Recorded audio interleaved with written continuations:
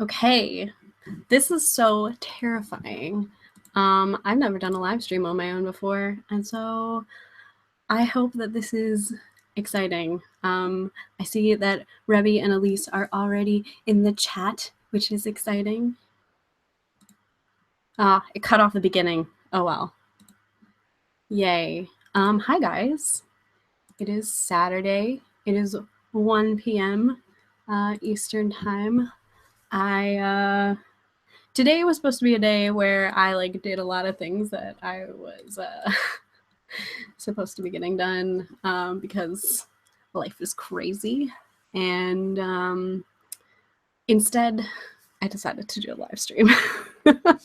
Basically because I haven't had a lot of time lately to make any sort of videos, and I really want to. And I think I was talking to JT, and he was asking me if I was going to start up my videos again, and I didn't realize it seemed like I had stopped making videos, but I had stopped making videos. So rather than trying to film and edit a video today, I just decided that I was going to do a live stream. Normally, 7 p.m. Normally I make a April Fool's video. I've made an April Fool's video for the past 3 years, and the first one I made, I said I had been turned into a cat, and I am still super proud of that video. But I really wanted to do another April Fool's video today, but I just didn't come up with anything. So live stream it is. I was gonna do a video where I was like, hey, I'm doing Vita in April, and then be like, April Fools, because I have no time. I really wish I could. I'm gonna be lucky to even get more than 2 videos out in April. Elise. Surprise, I'm not a cat. Dang. I didn't expect to have to tell you guys this way. This is awkward. Funny story. Have I told this before? When I was younger, I don't know why I'm not listening to anything. When I was younger, the first musical I ever knew anything about, and if you don't know this about me, I'm really into Broadway musicals. So the first musical that I was ever into was Cats the musical, and there is the main song called Jellicle Cats, and the whole song, it's it's asking all of these questions. Yeah, the April Fools is that there is an April Fools. It's amazing.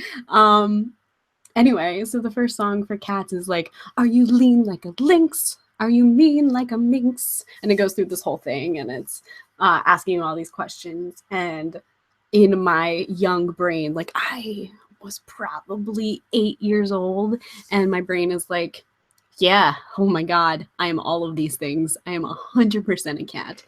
So I would go to my older brother's drama club things and sing Cats all of the time. So, oh, that was another April Fool's prank that I was going to pull. I was going to be like, guys, I've been pretending this whole time. I really hate cats, but I don't think that would have fooled anyone. So anyway, hi guys. This is exciting. This is way more exciting than it should be. What are you guys up to today? What is your life like? Have you seen any cool April Fool's things? I know that a lot of people were talking about them not being cool with April Fools. They just want to stay off the internet because they're just gonna get pranked. But yeah, it's hard to know what to do. Who do I tell? I probably should have told people.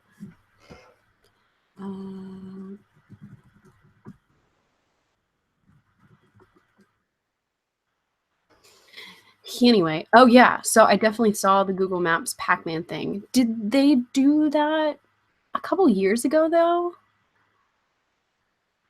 I mean, not that it's not still cool. I feel like that sounds super familiar from several years ago. I I don't know what it is about April Fools. Like, I'm not good at pranking people. I'm not good at like keeping that secret or keeping that straight face. I don't have a good poker face. But I just think it's so funny when people come up with these like clever ideas. I don't know. Hey, Gavi. So I'm into it. Hi, people. Hi, friends. This is exciting. Okay. So part of the point of this live stream, I don't know, like, should I treat this as a conversation? Like, I want to talk to you guys. If you're saying things in the chat, I just have you like right here. So I'm seeing all the things that you're saying. But I also kind of want to talk about things initially. So in my long list of April Fool's things that I was going to do, I was going to start the live stream and be like, I am now changing the direction of my channel. And, oh, my cat Pirate, that's a cool name. I like that. Hi, give Pirate a pet for me. Anyway, I was going to do this live stream and be like, from now on, I am going to be live streaming organizational things. And I was going to like get my whiteboard down and fill out my April calendar. So I have a whiteboard calendar that I try to put all my events on, and you know how all my life is going if my whiteboard calendar says the month that it's currently in. So I was like, I'm going to pretend that life is going well and that I'm on top of everything by changing my calendar during this live stream, and it's going to be super great. And then it became clear that that was probably a super boring thing to do. So I'm not going to do that. But I don't know if I should just like talk, because if people are watching this later, this might be a little crazy. I also just had a large Dunkin' Donuts coffee, so that could be part of my issue. Oh no. Well, Revy, I'm glad that you're back. I hope that you enjoyed seeing Pac-Man on Google Maps. Is it everywhere in Google Maps? This is a question I have. Because I feel like before it might not have been everywhere, and I still think it might. I don't know. All right, so I think that everyone that is here right now has heard my announcement. But the deal is that I'm not ready to announce it to everyone. I did get the shirt at Target, Merrily. I did. Yeah, so I'm not ready to announce it to everyone in my life, because like my real life stuff is slightly different. So I'm not ready to talk about that today. There will be a video. I know I said I'm not going to be able to do many videos in April, but I feel like that's a necessary video that's going to have to happen. But it's not like it's not out there. If you go and watch the What I'm Doing Right Now video that I put on Twitter, you can find out all about that. So if you haven't done that, or you can just wait. I think it'll be another week or so before I can make that video. Okay. But anyway, the stuff that I can talk about, I am in my last semester of my master's course, or my master's program, my Master of Arts in Teaching. And so I am doing a student internship. I am currently, I'm sorry, I know you guys want to hear about it. I promise I will talk about it. I am doing a student internship. So basically every day during the week, I am in a high school. I am teaching 4 different classes of biology, and then a couple classes of what's called Project Lead the Way. So Project Lead the Way is a project-based program.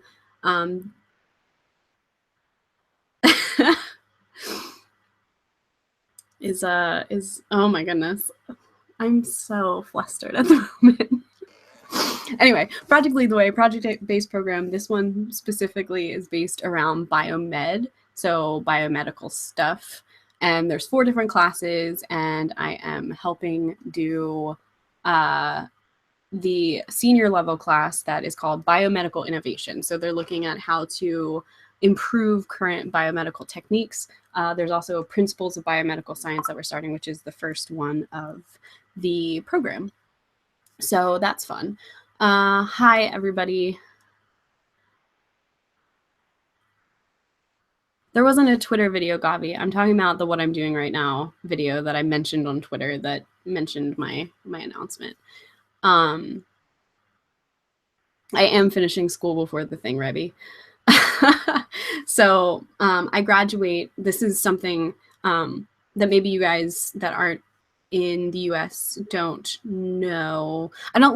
I feel like the schedules for school are different. But my school finishes, I graduate on May 17th. But I will be done nearly everything for my program on May 5th. So it's about a month of like pushing through. So anyway, I am in the school every day teaching 6 different classes, co-teaching 7 different. What am I talking about? I am co-teaching. This is embarrassing. I am co-teaching 6 different classes. I have a mentor teacher, and she's like supposed to be helping me along.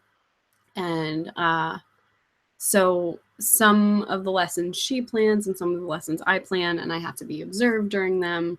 But in general, like, teaching is so much, even if you're not like having to spend your evenings planning lessons. It's just, I don't know. I always say this. I feel like becoming a teacher is easy. Teaching is tough. Yeah, no editing live streams. You guys are seeing my full on, like, this is the most spaz that I get. Maybe second only to how spazzed I was at NerdCon the first evening. When I got there the first evening, I don't think I even I can tell that story. This is a live stream and I can tell all of the things. I wasn't planning to do this for more than 15 minutes, but if y'all want to hang out, I will hang out for a bit. Anyway, so first night at NerdCon, it's so frustrating to live stream alone because I feel like I have to keep on track. I'm going to take a deep breath for a second. Okay. The first night at NerdCon, I flew in late, so I didn't even get there until 8:30 at night, and I was just like really excited, and all of these things were happening, and I was trying to figure out everything, and I don't know, I was just like spazzing. Had I had caffeine? I probably had caffeine, let's be real. And I got there, and it was like this cool hotel, and I hadn't met anyone yet that I had known, and I was just hanging out. Yeah, exactly. Don't look at the chat when I'm in the middle of a thought. It's hard because it's moving and I'm being distracted by it. So I met up with Liz, who I was staying with. High Waisted Pantaloons is her YouTube channel if you want to check her out. And she actually does the Road to Nerdfighteria thing, if you guys are familiar with that. So I met up with her, and we were going to head up to the room, and we were standing in the elevator lobby waiting to get an elevator. And as we're standing there, all of these people start coming down. And so we actually met up. One of the guys that I know through YouTube, actually through doing the Us Do thing, DK, he works with the Super Carlin brothers. And so they came down on the elevator, and we were talking to them. And while we were standing there, Craig Benzine came down through the elevator. Michael Buckley came down through the elevator. Emily Grassley came down through the elevator. Sabrina Cruz came down through the elevator, like all of these people. And then as we're standing there, I'm looking across the hallway, and I see John Green. They were having this party in kind of this banquet hall that was across from the elevator lobby. And through the doors, I could see John. And I was like, this is too much to handle. I just got off a flight after teaching all day, and I don't know what's happening. So anyway, the entire first evening that I was at NerdCon, I was just this mess of energy. And I think it probably kept going to the first day. Like I just felt like I was kind of like not even made of matter. I was just pure energy and just buzzing around. I was probably floating. It was weird. Yeah, exactly. Moral of the story, hang out by elevators. I did a lot during NerdCon of like seeing people pass by. So the last night when everything had finished, I had to get some grad school work done, and I sat down in the lobby. Yeah, a puppy meeting new people. Except the thing is, like, I didn't go up and approach these people. They were just walking by. So I'm just standing there in a conversation, like, all of these people are passing and, like, trying not to be a fangirl because, like, I'm not normally a fangirl, but I was so excited. I was so excited. Anyway, last night of the con, I was sitting down doing my homework, and like all of these people were passing by. Megan Tonjes passed by, and a bunch of the people from the Missoula Complexly office passed by, and I don't know. I think Rosianna passed by. And it seems silly. Like, I spend way too much thinking way too meta about YouTube and the idea that, like, there are all of these people and they're just people. And, like, if I was in their shoes, this was also something like walking around with Michael, you would see people come up and be like, oh my God, it's Michael Aranda, which, yeah, I mean, it's a thing. If you are excited about meeting a person, that's how it is. But it was so interesting to see from the other perspective, like, Michael's just a person, and we were like talking and hanging out and in a conversation, and then someone would come up and be like, oh my God, can I get a picture with you? And it was really sweet. It was cool to see people, like, I don't know, the whole unironic enthusiasm thing.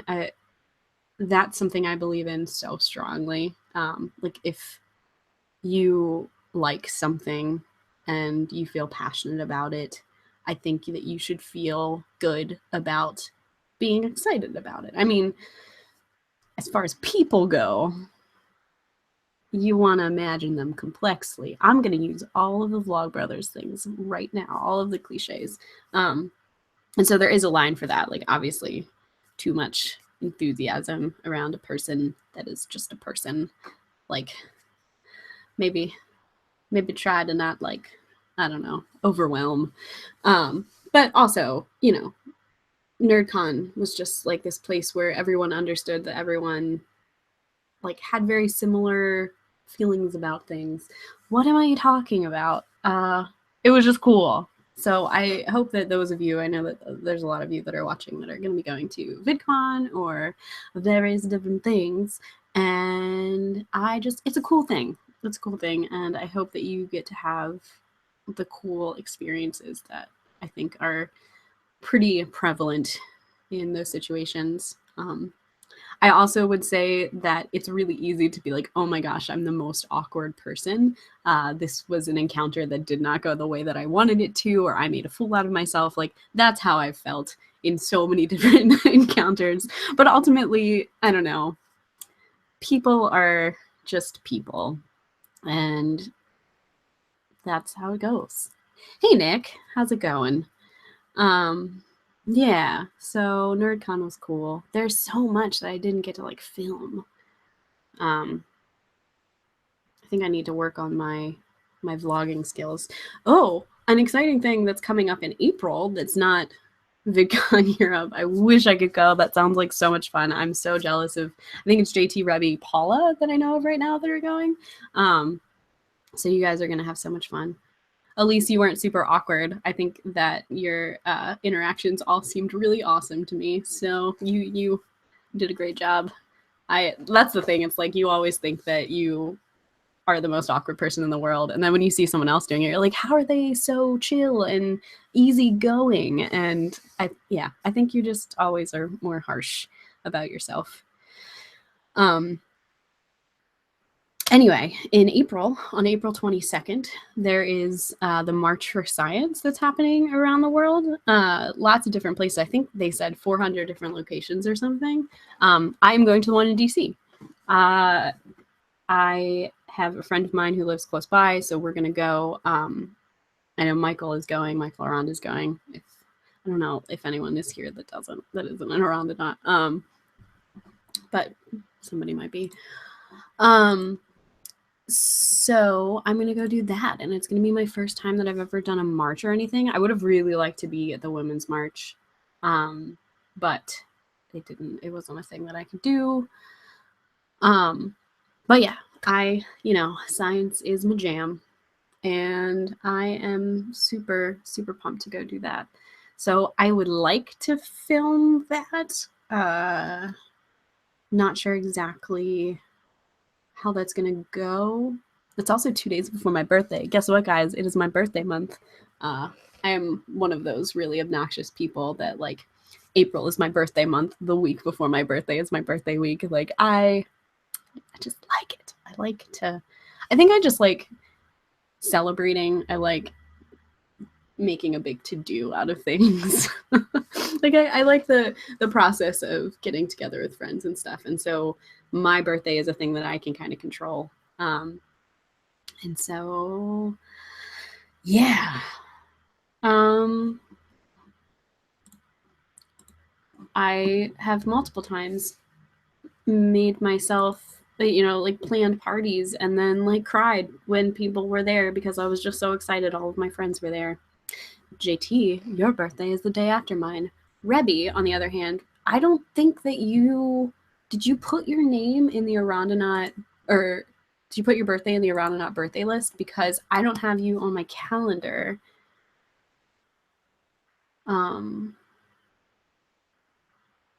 Yeah, so I don't know. Bye, Max. Yeah, April birthdays, they're pretty cool. So yeah, just warning you guys. I like my birthday and I'm excited about it. I don't really think I'm gonna get the chance to celebrate it very much because it's on a Monday and I'll be in school and like the science march is happening before that. I don't know what's gonna happen. It is the 9th. That is the day before. Oh yeah, you're here. Huh. I just had so many things on the 9th that it got hidden. Oh my god, so you're gonna be at wait, did I know this? You're gonna be at VidCon on your birthday. That's exciting. Yeah, that's the day before my dad's birthday and one of my best friend's birthday. Very cool. Okay, so you're there. We're good.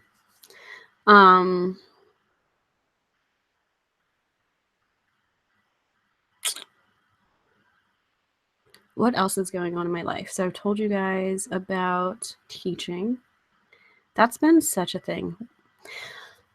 We should do a birthday hangout on the weekend. I just don't know what life is going to be like. I don't know when our hangout is. We kind of need to plan that. April's crazy for me. As I've said, like every week is something, but I do have spring break, so that's exciting. I have like a week of spring break from school. That would be cool if you guys did something from VidCon. I don't know what the internet is going to be like, but that would be cool. Okay, so teaching. I also have my master's class. So the only class that I have left is like the final thing where I have to put all of these things in a portfolio. A lot of people for master's programs have to do some sort of thesis or big paper. I know that a lot of you guys are doing that thing. Yes, please Snapchat. Please, please, please. A lot of you guys did papers or something. Mine is more, so I guess I do have a paper. I had to do an action research project. So basically we just had to come up with some sort of issue that we wanted to research in our classroom. So my thing is, I have a lot of different levels of classes, and I have what we call GT classes, which are gifted and talented classes. Then we have the next level is honors classes, and then we have standard classes. So they're also varied amounts. I have a class that's 15 kids, and then I have a class that I think is like 27 kids, and it's insane. And so there's a lot going on, a lot of different, we're still trying to teach them all biology, but you kind of have to differentiate between all the different classes. And one of my classes, my standard level class, is just, it's a population of kids who have consistently kind of been given up on. And it's really sad, because you can tell they are used to getting punished and reprimanded for all of these different things. Like, a lot of these kids don't want to focus or have trouble connecting with the content, and as a result they are disruptive and they act up. And I don't know, I guess it just seems like teachers haven't really tried to connect with them, because they're like, oh, these are the standard kids, like they're not going to pass these tests anyway, they're not going to pass the class, they're not going to try. And so as a result, like, a lot of these kids get sent out of class a lot, and the threats are empty that teachers give them. And so I decided to do my research project on positive reinforcement. So these kids constantly get punishments. If you aren't aware of the difference, do I do a psychology lesson here? Punishment is the presentation of an adverse stimulus when a behavior that is unwanted is presented. Whereas, so then there's also negative reinforcement, where you remove an adverse stimulus when a good behavior is present. I'm doing positive reinforcement, where you add a pleasant thing. There's a reward. I'm doing this awful. I have a degree in psychology. There's a reward for good behavior. I could have just done that. Whatever.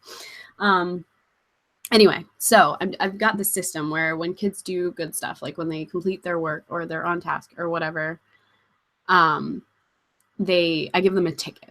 They get a ticket, they get to write their name on it, and they get to put it in this thing, and then they get to earn tickets. So I have this basically kind of like a scoreboard in the class, so everyone can see how many tickets they have and how many everyone else has, and then they can use those tickets to buy rewards. So I have like this snack bin that they can use. They can get credit on some of their work, all this stuff. So basically, rather than constantly like yelling at them and saying, hey, like, you are doing bad things, you should stop that, when they do good things, I'm like, hey, you are doing a great job, like, you worked really hard in class today, or you helped another student out understanding things, or you came up to the board and answered a question, like, these things are good.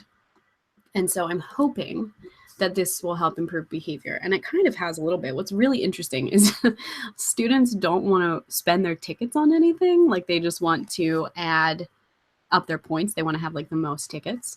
So people haven't been getting snacks, which normally, like, if you offered them snacks, teenagers are voracious and they will go after the snacks. But anyway,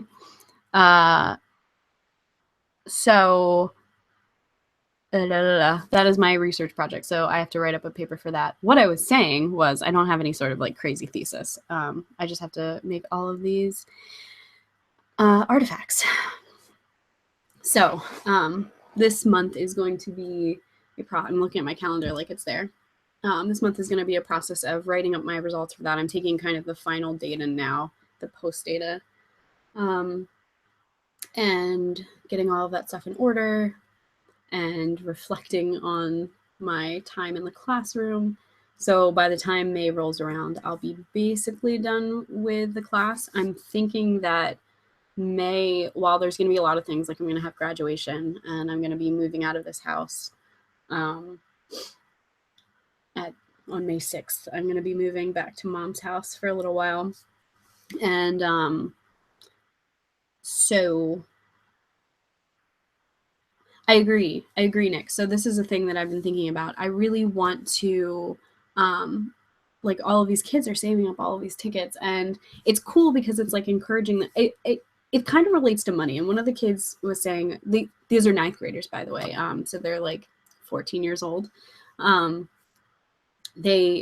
of the girls was saying that she always saves up her money, nothing in particular. She just really likes to save. And that's totally how I was growing up. That's how I've always been. Like, I am very frugal about what I spend my money on, most other than coffee. And So I think it's great, but I also like, once I leave, those ticket numbers aren't going to mean a whole lot. So I would love to come up with some sort of like big, like if you get 50 tickets, you get to win this thing. But I don't know what that's going to be yet. I've been talking to my mentor teacher about it because I really want them to get something, and I've only got a couple more weeks left there. So if anyone has any ideas, I was thinking maybe like having them be able to choose, like they could get a gift certificate, like a $10 gift certificate to someplace or something, but I don't know if that's relevant to 9th graders. I don't know. Anyway, so after the first week in May, I should have a little bit more time to do things. I will still be doing lots of life things, but it should be, I won't be in the school anymore, and I won't be doing my master's stuff anymore. So I'm hoping that means that I will be able to get back on the boat of doing videos. Part of me considered, since I'm not going to be able to do Vita, for those of you who weren't here earlier, Vita is not happening this month, just isn't possible. I considered doing a video every day in May, which could be quite interesting, but I'm not making any promises for that. I want to go hiking at some point in May before stuff happens.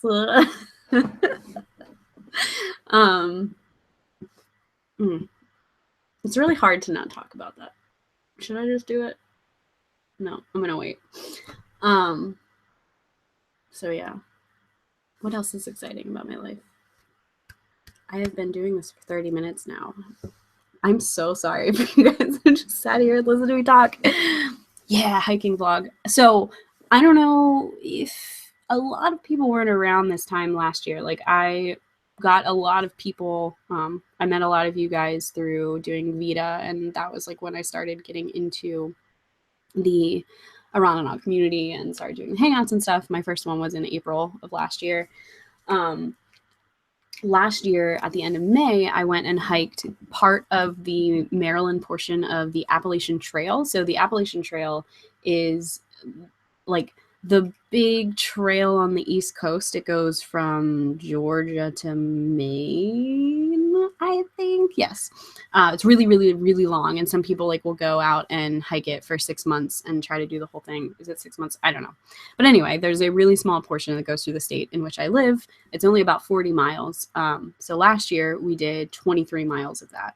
And I would like to do the rest of it. Hey, Susan. Oh, I hope you have a good day at work. Anyway, I would like to do the last portion of it, and ending up in Harper's Ferry, West Virginia, which is evidently really pretty. That time of year, it's going to be busy, but I really want to get a chance to finish the Maryland portion. Plus, like, I don't know, it's just fun. I like to hike. It's something that I think if you had known me when I was in high school, you would have never thought that I would ever be into. It's very much a indoors only, not very athletic person. I'm still very much not athletic person. But hiking is just cool. I like the outdoors. I've always liked the outdoors. And I think, so I typically go hiking with my older brother.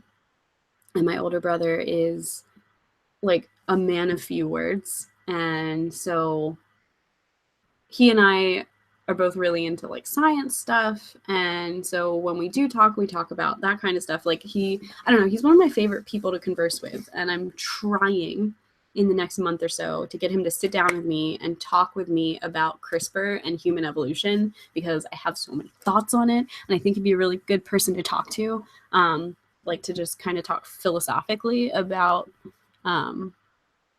genetic editing and stuff like that. So it would be really cool if I could get him to do that. And I hope you guys would be interested in seeing that, because it would be kind of crazy. Anyway, so when I go hiking with him, it's always really calm. Like he's a person that is so calming to be around, and we can just hike for an hour and not talk, and it's totally normal. And I always feel like it's a good way to get a break for my brain. When I did it last year, while I could have been on my phone for parts of the hike, like there were definitely parts that would have had service, probably most of it actually. I just turned my phone off for 3, I mean, I guess it was like 2 full days. It was like 48 hours worth. But it was right after a time when I was like, I had gotten heavily into Twitter. I don't know, some of you guys may have seen John Green's video about the information diet and like twittering and like all of the anxiety that comes from being on Twitter like a lot of the time and like getting all of your information from that. And I was like in a really weird place at the end of March, and it was really nice to take a second. Like I'm the kind of person that doesn't think, I don't know, I like to try to highlight the good things about connecting with people over the internet. I think that for the most part, I mean, like anything, there are good things and bad things. I think that a lot of things in my life have been made better by the fact that I can keep constantly connected with people. Like every single one of you that is here right now, I've met through the internet, and that is something I'm so grateful for. And I try not to take for granted, like the fact that we can do this. But and I'm not one of these people that is like, I'm gonna make my phone dumb and I'm gonna try to be off of the internet forever. But I do think that mental health wise, every once in a while, it is good to kind of like, that's a self-care thing. If you feel like you aren't consuming stuff from the internet as well, and like you're not, I don't know, words, you're not dealing with it as well as you should, I think that it is definitely no, not me. What? I don't know what your mom is correcting me about. Probably everything. I feel like when I get to edit myself, I make myself sound like I am much more able to talk, and now I just feel like I'm a blubbering idiot. Oh, because your mom did ask me that. Right. But the fact that I am talking on a screen that she can see, I have hello Losty's mom. I don't know if you know that he goes by Losty, but hello Michael's mom. Nice to meet you. Now we have met via the internet. Aw, Elise, have fun moving your furniture. I'm getting a couple Snapchats. Give me a second to regulate my internet life. Speaking of which,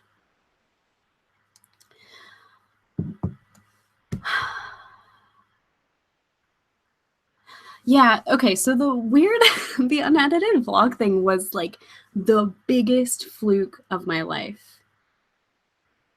Aw. I started that video assuming that I would have to do multiple takes before I felt like I had gotten into the swing of things.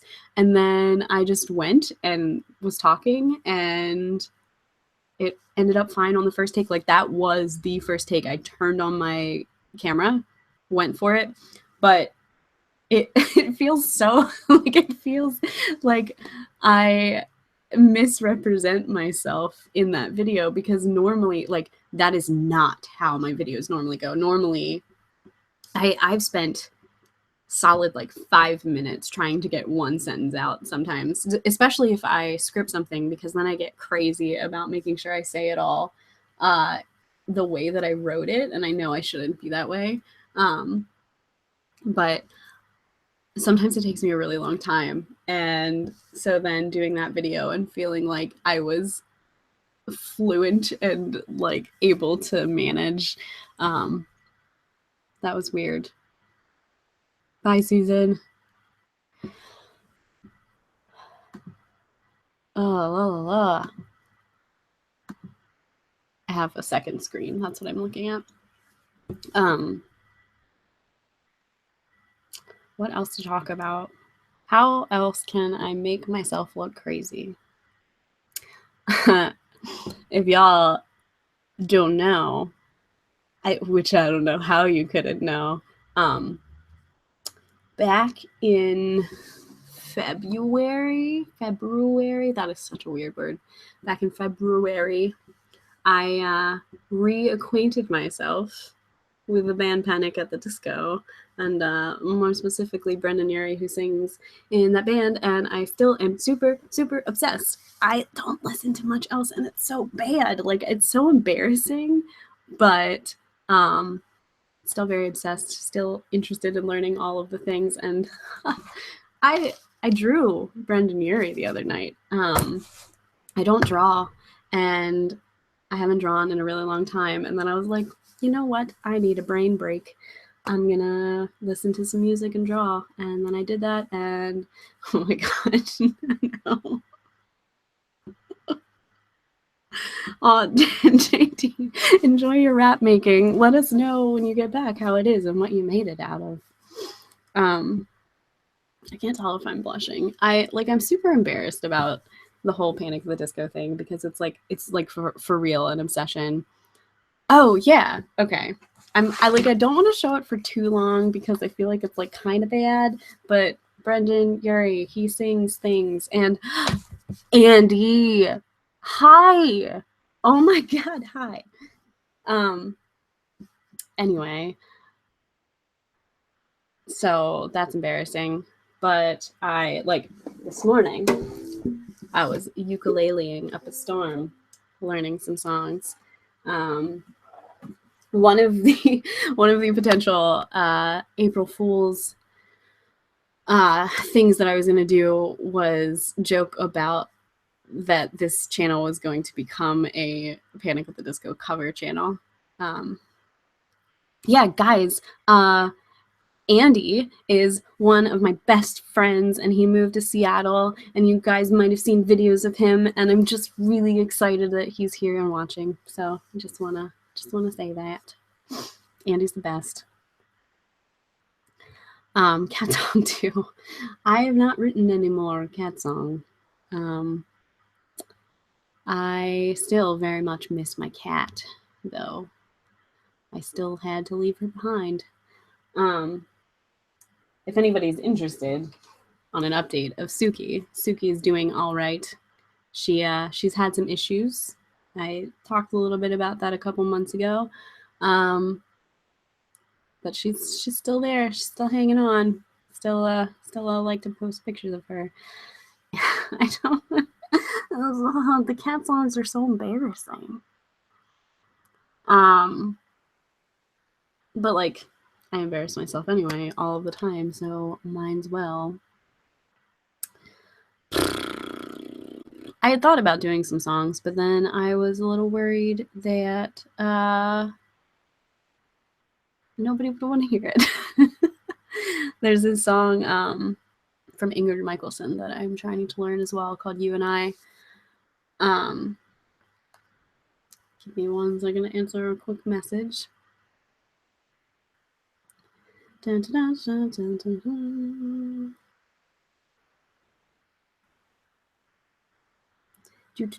I'm so fun and exciting. Suki Panic at the Disco. Can you imagine? I chimed in with a haven't you people ever heard of petting my goddamn cat? I don't know. What?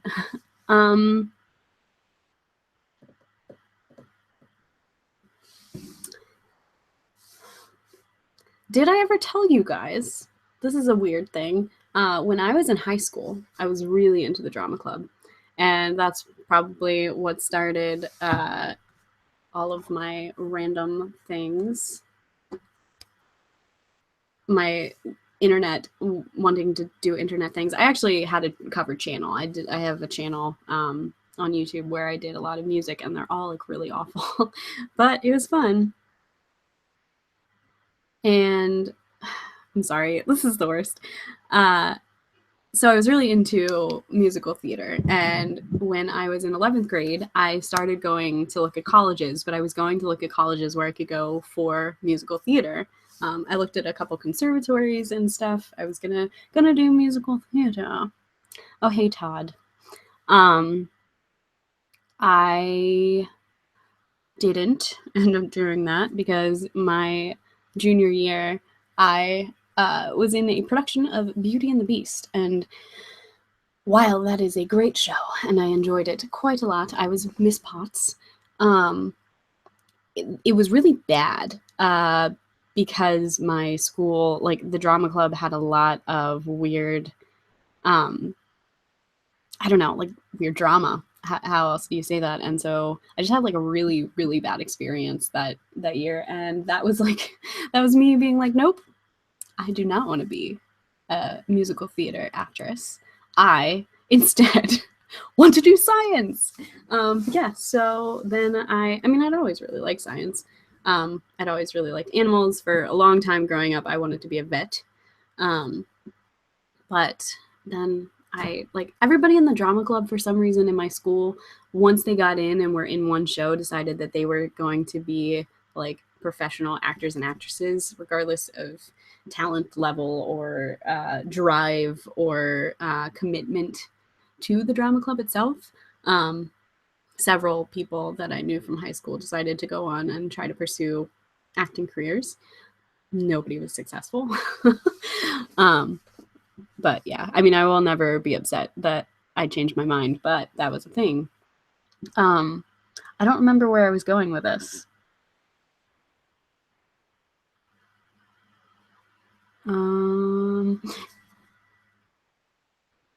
But anyway, so that I liked singing and I took voice lessons for a while, so I'm trained in musical theater. Hey, Catherine, how's it going? Man, this is exciting. I'm just like really excited to see everybody. Did the others find $10? Mm-hmm. Probably at some point in their lives, and then they probably spent it because they were struggling artists. But anyway, Todd, I don't know if you're still here, but I was just talking about the Ingrid Michaelson song that you introduced me to and how I've been trying to learn it. Thesising, yes. Catherine, we were just talking about this earlier. Thankfully, I don't have to do any sort of like crazy thesis, but they bought a Starbucks though. I don't know. I thought about covering you and I on here. If you guys want to hear it, I will try to go through it. Andy overload. Andy is not only he's not only here, he's also texting me and Snapchatting me. Thanks, Andy. I feel all of the love. Thank you. Nice mic. Can you see my mic? You can. That's embarrassing. Well, this is my blue snowball mic. I decided, let's at least make it sound a little bit nice. Hold on. Yeah, that's me. That's me that you Snapchatted me. So if you want to hear that song, let me know. I will do that. If you want me to talk about something else, let me know about that too in the comments, in the chat. What is happening? I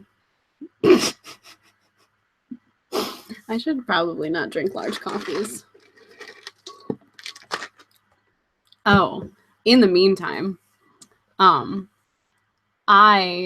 if you watched my vlogs from when I went, yeah, I moved the mic back to you because I didn't want it to be that far away.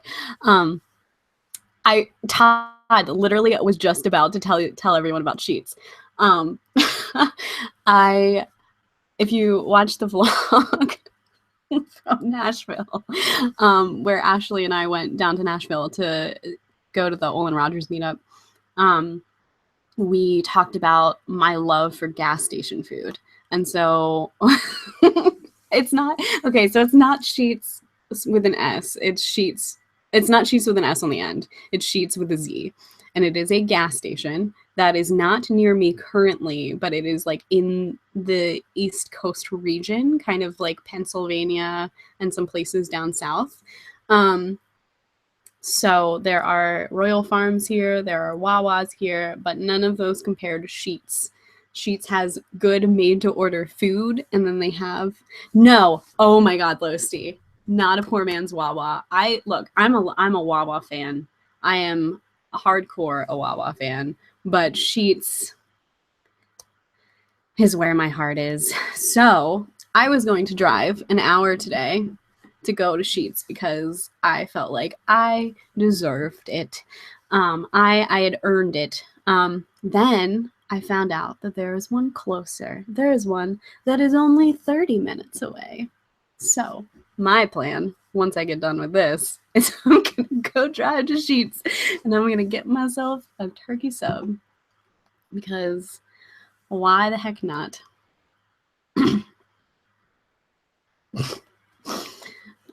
People Snapchatting me pictures of my own live stream is an experience. Look, please don't judge me. I sometimes need excitement in my life, and today the excitement is Sheets. It's not even an hour. So, okay, when I was initially thinking I'm going to drive an hour to the nearest Sheets, when I thought that the nearest Sheets was an hour away, I I was looking for other things to do. I wasn't just going to drive an hour and go to Sheets and come back. I was going to try to find other things. It was going to be around Frederick, Maryland. And I like there's a lot of stuff in Frederick. So I was thinking a lot of stuff. I was going to try to find some other stuff to do, but then I didn't really like think of anything that I wanted, and it's not like nice enough to like hang out. Actually, I would have had to get gas before getting to Sheets. That's weird. So I decided not to. I think that I feel like maybe I shouldn't have told this story because now I feel super embarrassed.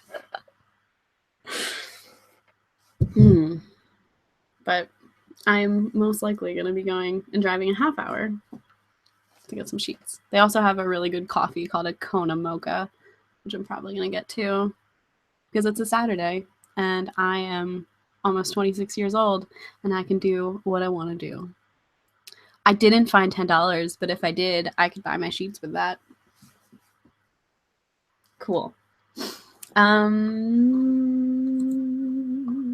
Do I want to play a song? See, okay, this is the thing. I love music and I sing all the time, but I feel like I'm like just not quite like good enough to be super enjoyable for other people to listen to.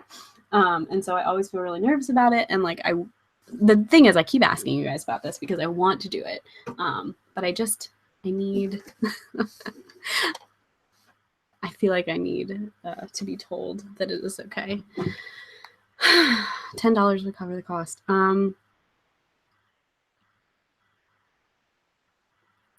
I'm going to really quick make sure, this is a cheap ukulele. I got this ukulele. You can see I have vlogs of the time that I went on a cruise to the Bahamas and the Caribbean. And I got this on St. Thomas. No, you can't see. I didn't mark it. And so it's like not the best quality. But it works, and I'm like really awful at strumming any sort of instrument, so might as well to get something that's cheap. Bye, Todd.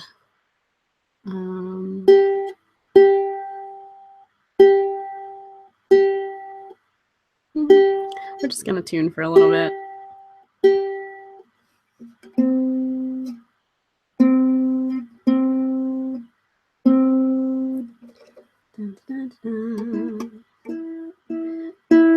Should sing some musical theater.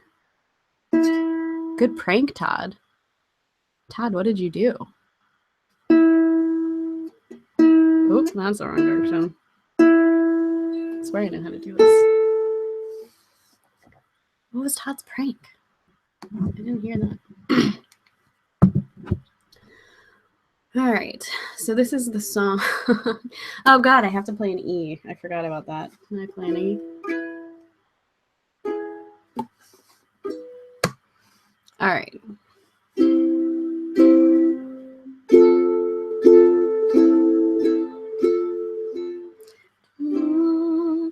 Okay.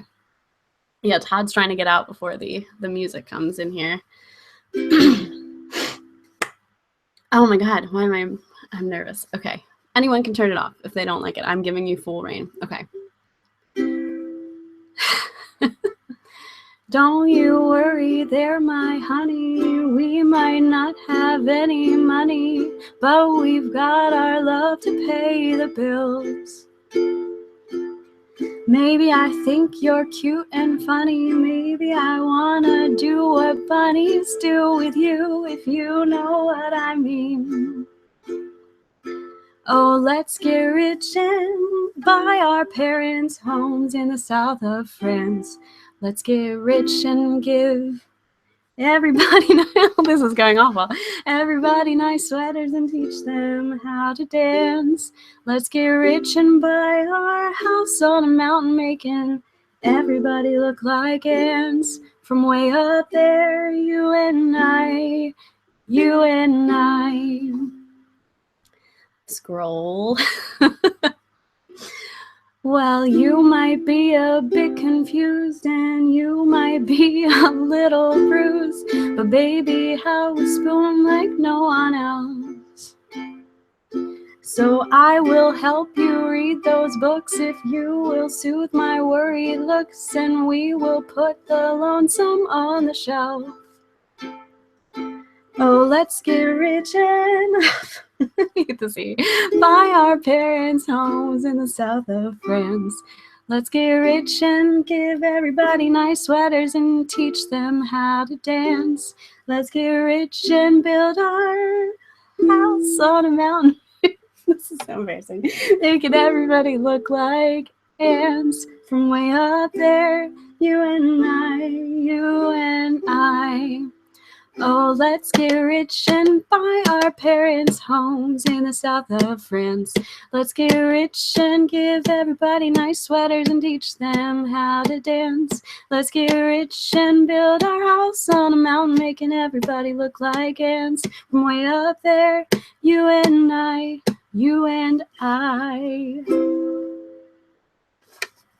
Yeah, that's that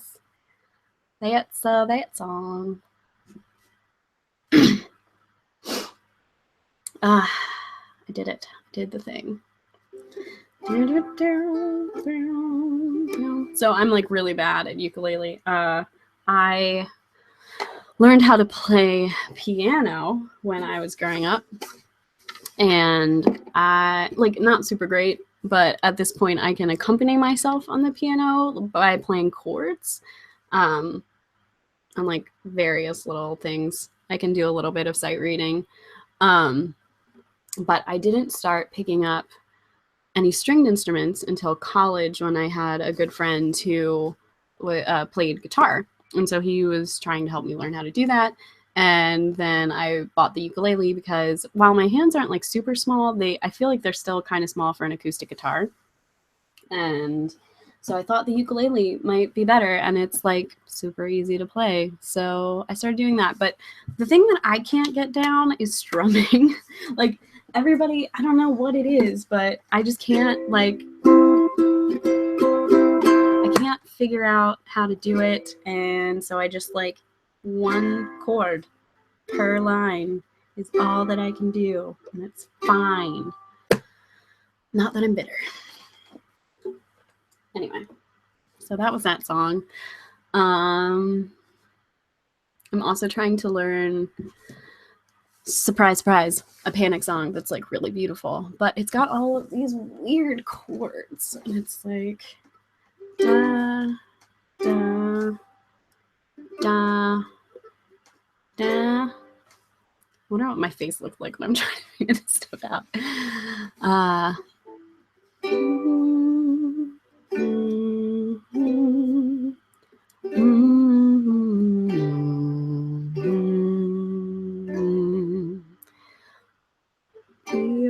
You are taking me apart like bad glue on a get well card.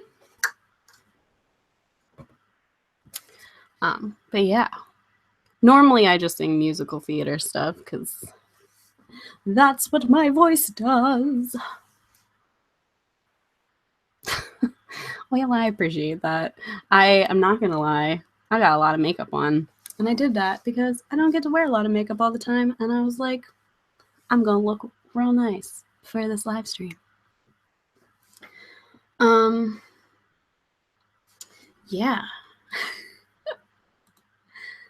So, guys, other than music and stuff, wait, question. Does anybody else here like musical theater? And if you do, what is your favorite show? I want to know. Or just music. That's fine too. Tell me what your favorite music is. It does. It takes a lot of practice to hold down chords.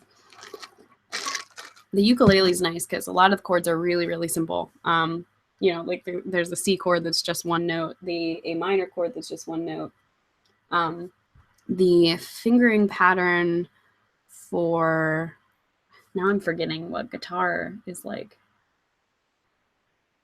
Oh gosh, it's been a while since I've played guitar. I don't know. Fingering patterns are pretty easy. The nice thing about ukulele that I feel like is the really obnoxious thing for me about guitar is I could not get the F chord down. And so on ukulele, it's super easy. And so I like playing things on the ukulele because a lot of the songs that I like to play have F chords in them. And that makes them very nice. Rachel. Oh my goodness. Rachel's also one of my good friends. Rachel and Andy and I all worked at the same place before I moved up here, and she's been in lots of my videos, and I am just so excited. Just kidding. Aaron is playing in the band. Really? I wonder how Aaron feels about that.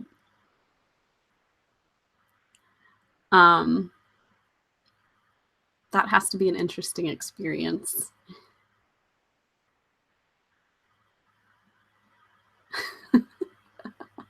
Andy, I'm shocked what your favorite show is. Mulan.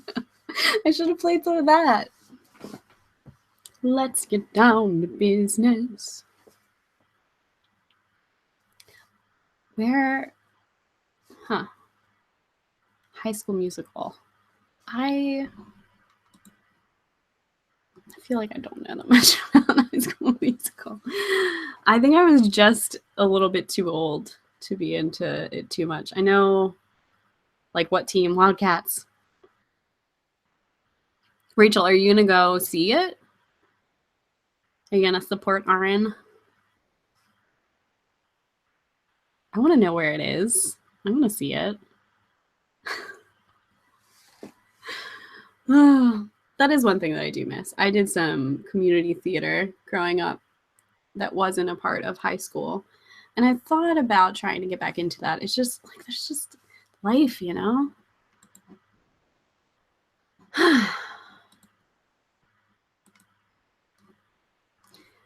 Rachel, how did you know about this? I don't think I didn't put it on Facebook. Did you see it on YouTube? Dude, our high school never even came close to selling out. We did Les Mis my senior year, and that was like the closest we got to selling out. But maybe it was just because our auditorium was too big to have a show that sold out in a place that was like really rural.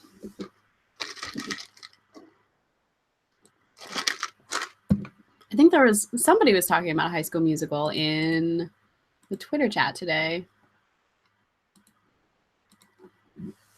Was that because of those stickers? I do a really bad job of keeping up with that. Girl, how you think? Okay, well, I'm assuming it was on YouTube. Because I don't think did I post anywhere else? I can't really post now because I'm probably not going to be on here for that much longer.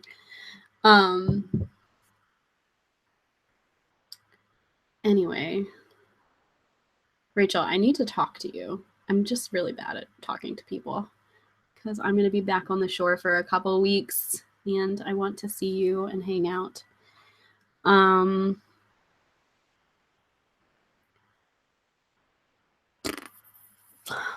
feel like I'm slowly using Andy told you. That would make sense. I just thought that Andy's response when you came on of forced surprise, evidently, was actual surprise.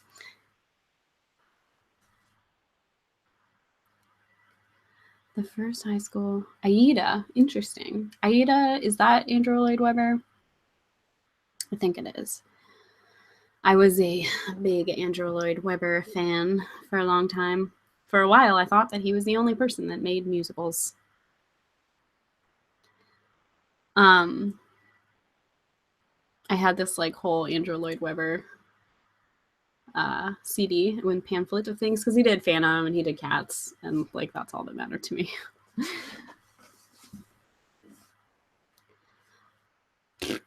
Sorry to people that don't like musical theater. This is probably not that exciting of a conversation. Anyway. Elton John and Tim Rice. Interesting.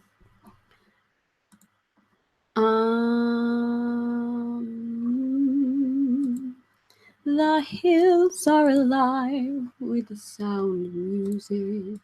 So one of the things, I was telling somebody about this, I can't remember who.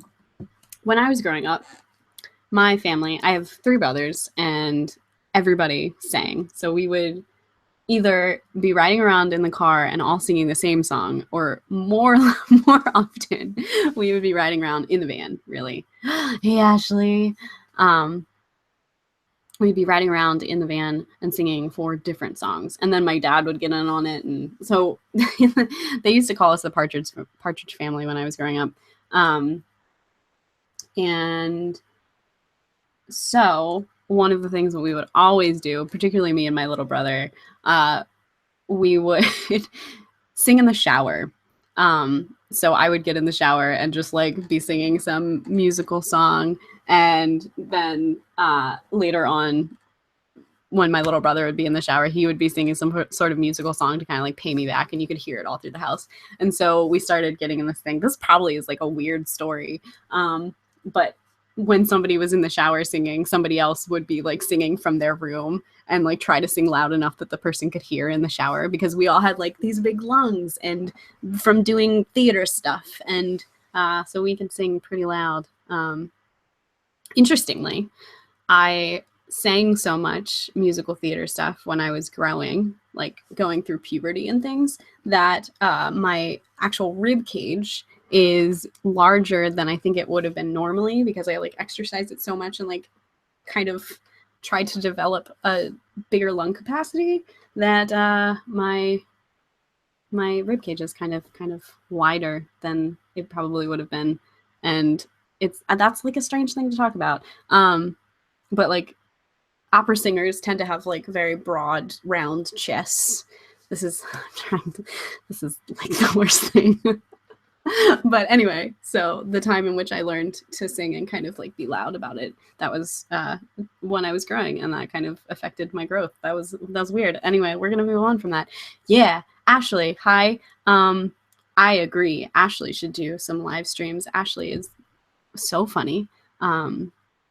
Ashley, did you put up your Snapchat story of the meerkat? Because that was funny and hilarious and amazing. I think you did. I'm very bad at keeping up with YouTube lately. Also, hi, Hannah. I think I missed saying hi to you as well.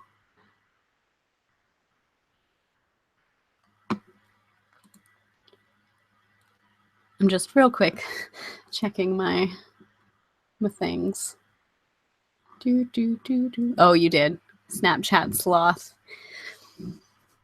So, if you don't know, and you liked my live stream with Ashley and the various other videos that I've done with Ashley, and just like Ashley as a person because she's amazing, she has a YouTube channel as well, and she puts up her Snapchat stories, and they're amazing, and they're awesome, and I just think that she's so funny. Thanks, Andy. That's a great compliment. My ribcage is part of my body, and I grew up myself. Ashley, I'm sure you're gonna answer Rebby, but I was gonna try to look it up. Let's get rich and buy our parents' homes in the south of France. Do I have Ashley's link anywhere? I don't know.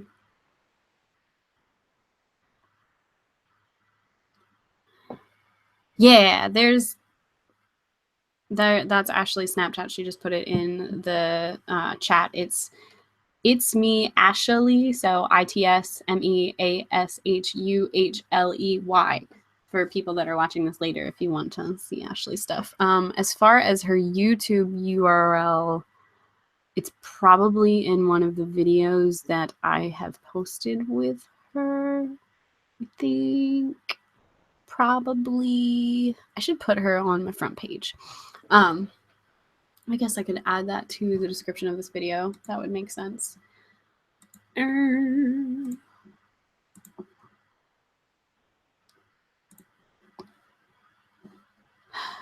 don't really. I don't want to. I'm losing it, guys. I'm probably gonna wrap up now. I think because I think I've been as entertaining as is possible to be. I hope you guys have enjoyed. Oh, I did want to address this, Elise. I know that a lot of people don't like Cats, the musical. I don't really like. I think maybe from an objective standpoint, perhaps, it is not like the classic musical that I am making it out to be. But I think it was just like, for me, it's a lot of nostalgia. I loved it so much. I thought it was really cool. I liked the costumes. I liked the dancing. And I liked the music. I don't know. I think I just had so much fun watching it. And I don't know. It was just one of my first things. Grace and Frankie. So I have never watched Grace and Frankie. I assume you're gonna have to explain to me what that means.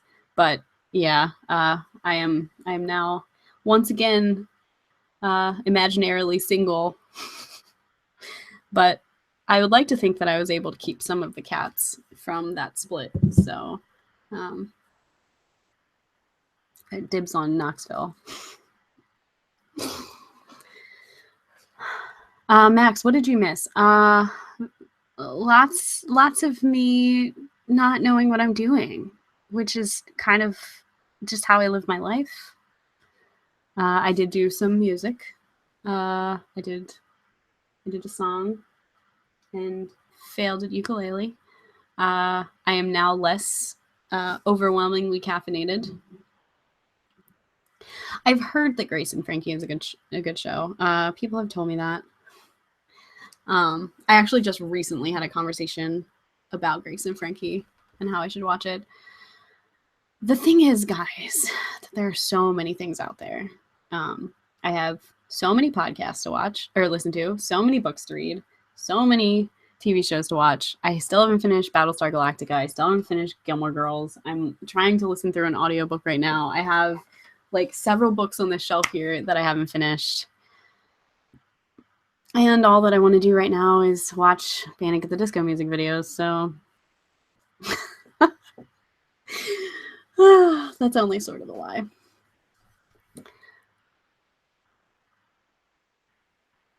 I've never watched it either, but I get the concept. I think that's the thing. It's like I don't know what the concept is. JT, your rap looked amazing. And is also making me hungry. I think that's another reason why I'm gonna wrap it up soon, because I want to go get my sheets. I feel like I'm gonna have to check in on Swarm there, because this is just kind of the most ridiculous thing I've ever done. Is it the most ridiculous thing I've ever done? My brother and I swear, I'm not normally this crazy. My brother and I really like ranch dressing. It was a good pun. I thought about it when I was saying it. My brother and I really like ranch dressing, the salad dressing, and I found this restaurant recently that does all sorts of different kinds of ranch dressing, and it's only 13 and a half hours away. So it might be a good road trip. It's in like St. Louis. I tried to get my brother into it, and he seems to be pretty cool about it. Andy, yeah, by the way, there's a ton of podcasts Andy has told me to listen to.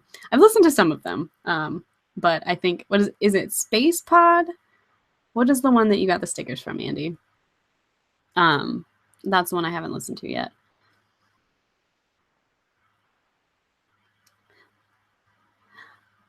Wasn't there a video that Michael and Caitlin did where they tried a soda that had ranch dressing flavor, and that, I can't. But there's a lot of weird stuff that well, is it weird? There's a lot of stuff that I would put ranch dressing on because, like, #American.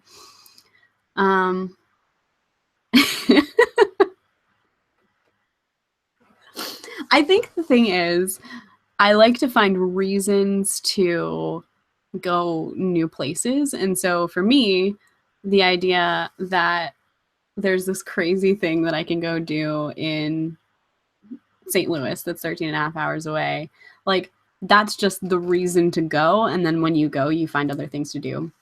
So Andy and Rachel and I, so Andy's still here. Rachel, I don't know if you're still here, but we went to Columbus, Ohio, not this past fall, but the fall before, because we had heard about this cheetah that is friends with a dog that was at the Columbus Zoo. Like, legitimately, that was our reason for going to Columbus, Ohio. And that was, what was that, like an 8-hour drive? I can't remember. But so we drove to Columbus and did this thing, and it was so fun. Like, I don't know. I really, really like the idea of finding something super dumb and then going to a place and seeing what else you can get into. While we were in Columbus, we found this really great food market to go to. We found this barcade. So it was a bar that also had arcade games, and as long as you bought drinks, you could play the games for free. And it was super fun. They also had, like, various consoles set up. But that was, like, I don't know. You just have all of these really cool experiences when you go to a place. Yes, Field of Corn. How could I forget Field of Corn?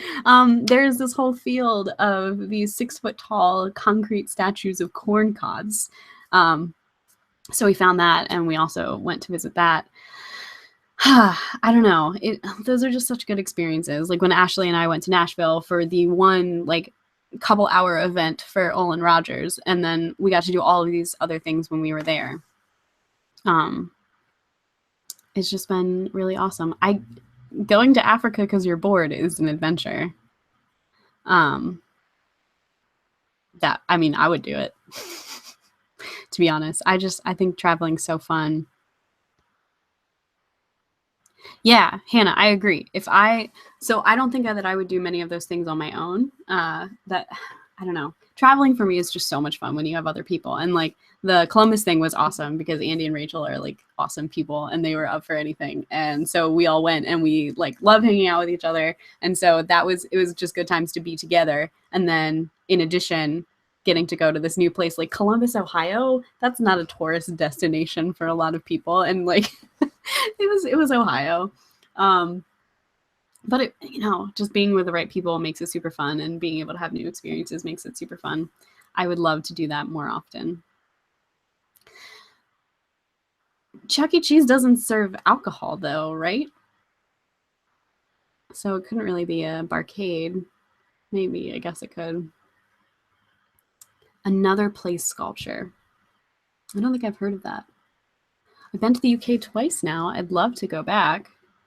I want to go so many places in Europe. That was another thing. Andy and I got to go to got to go to England for 10 days and just, like, did random stuff, and randomly decided to go to France. And that, I don't know. Talking about it just makes me want to do so many things. I just want to travel more. And I'm going to get the chance to do that real shortly, which is terrifying. You need to accompany a child to get into Chuck E. Cheese? I didn't know that. I guess that should have made sense. So they also have adult Chuck E. Cheese, which is Dave & Buster's. I've never actually... Oh, no, I have been there. Dave & Buster's is like Chuck E. Cheese like place. So if you're not familiar with Chuck E. Cheese, it is this place where you can go as a kid, and there's all of these arcade games, and they serve you pizza that tastes like cardboard, and it's really awful. But also, every kid wants to go there. Dave & Buster's is the same thing, except it serves alcohol and food, and there's skee ball and stuff. I mean, there's skee ball too. Yeah, geez, Ashley, thanks for coming back. Can't believe you left. Just kidding. Andy, I agree with your text message. I will also be visiting you. I got bored of the job I was in, so I went to an agency who said there was a job in Africa. That's so crazy. Yeah, Ashley, I was the one. Yeah, you were the reason I went to Dave & Buster's. We played pool, and I think Greg came with us, or came with me, and we went to meet you there. Yeah, yeah.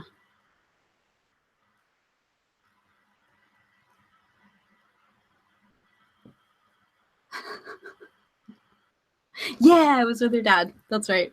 Cool. Now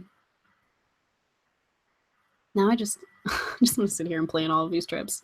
Have you guys heard that there is a solar eclipse coming through North America?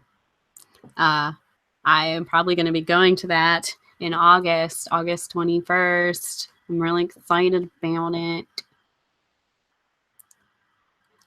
Andy, obviously, Krusty Krab pizza is the best pizza for you and me. That's for you, Rachel. But for real, Chuck E. Cheese is awful pizza. Andy,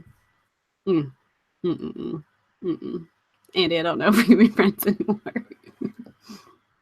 How does one go to a solar eclipse? That is a great question. Solar eclipses are you can only see them in a short path. So like the full, well, okay, I'm lying. So the full eclipse, like for the full moon covering the sun thing, to get the full eclipse, it's like a really small swath of land. And so you have to like go to the place where that shadow is passing over the earth. You're going to be able to see the eclipse from lots of miles away from the path. The actual numbers I don't know, but you can look them up in like from NASA or whatever. But I'm going to a place, I believe in Wyoming, that is right under the shadow. There's also a dinosaur museum there, and it has the Archaeopteryx, which is the basically like ancestor of birds, of all birds, like the oldest bird they know of. So we're gonna go see that because why not? But yeah, so we're gonna travel to a place where you can see the full eclipse. I have not listened to S-Town yet. A lot of people have been talking about S-Town. I don't know if I'm gonna get to.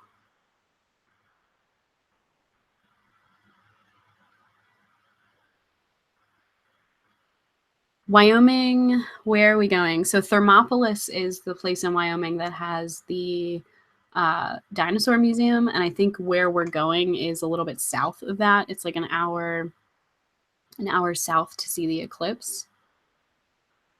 I just think Thermopolis is a great name for a city. And also like city in Wyoming. I don't know very much about Wyoming. I've never been there before, but it makes me laugh to think of like there being a city in Wyoming. Because to me, it just seems like large swaths of land, fields. You were due to go to Casper. Interesting. I'm going to look up a map real quick.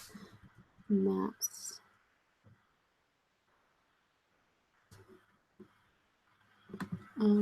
Casper. I feel like that. I saw that when we were looking, but I wasn't sure where exactly. Okay, Shoshone, I think, is the place where we're going to be. Casper is more east than that.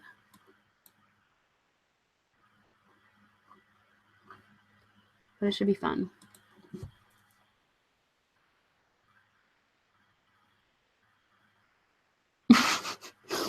Yeah, it's going to be like, this town ain't big enough for the both of us. I'm going to walk in there. Got to get my pistols. And we're going to be going into a saloon.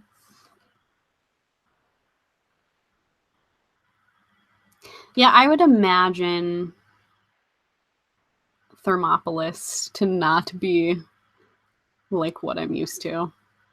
But I think I'm gonna kind of have to get used to a little bit of that.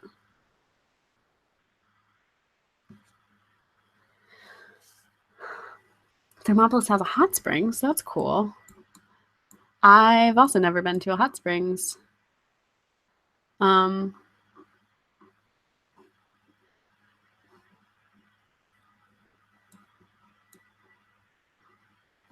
really, at some point during that trip to Wyoming, I would love, love, love to get a chance to go to Yellowstone. But I'll figure that out at some point. I've been to California out west, and I've been to Missoula. But other than that, no. In California, I've only been to Anaheim and San Diego and Palm Springs. So I haven't done much of like the Great West stuff. Yeah, that's kind of what I was thinking. I mean, Missoula is interesting. I don't know. Missoula definitely doesn't feel like a city, but it's pretty cool.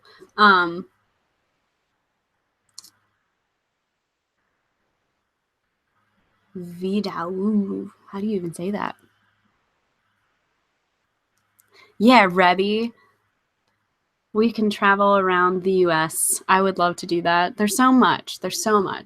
I'm hoping that during this next year, so one of the things that welcome back, Todd. One of the things, I don't know why I said one of the things. My desktop on my laptop is a map of the US, and I've got colored in the different states that I've been to. And so far, I think it's like 19. But in the next like 6 months, I think I'm going to be able to get another 9 states in. So I'm really excited about that. Unfortunately, there's still several states up in New England that I haven't been to. I haven't been to Maine, I haven't been to Vermont, I haven't been to New Hampshire, I haven't been to Connecticut, and I haven't been to Rhode Island. So at some point I need to do that. I wish I had time to go on a road trip in this next month or two, but I don't.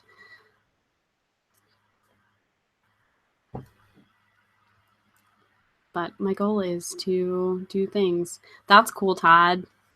Congratulations. I'm glad that you've been to them. Who's going to Hawaii? I want to go to Hawaii.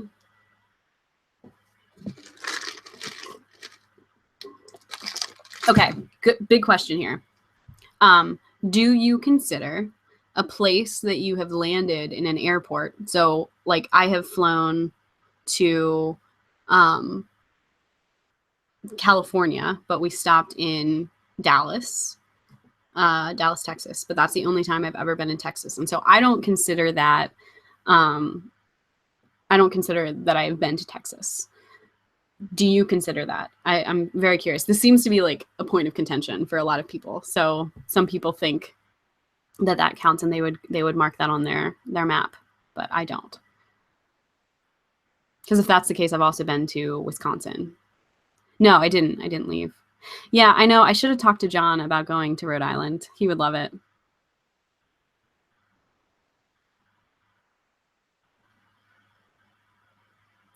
You are in the state, but it's kind of like also in a state of flux.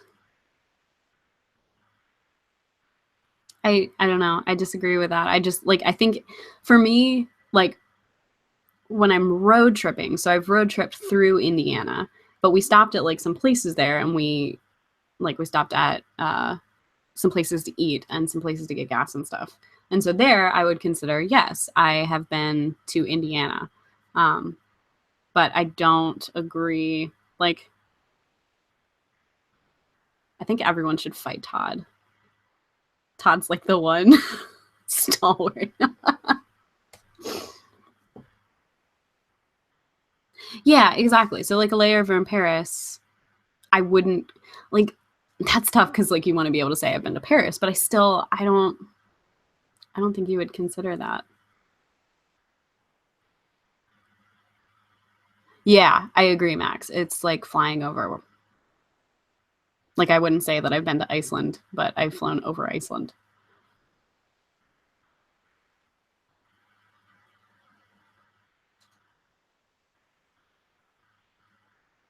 Yeah. Yeah, exactly. They're generic. You have the same things. Todd, in your anger, you've been kicked out of my chat. Well, you've been kicked out temporarily. Yeah. So I have to go back to some of the places I've been in an airport.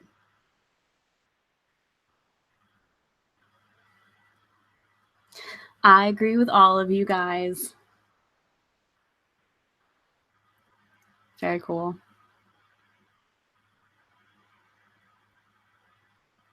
Todd got Nylaed. Yeah. I was basically like, I don't like what you're saying, Todd. I'm going to silence you.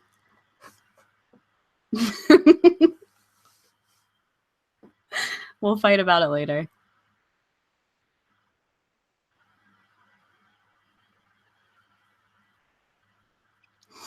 That's a good question, Catherine. I don't know. So for me, even driving through though, you still like you get to see things, you get to see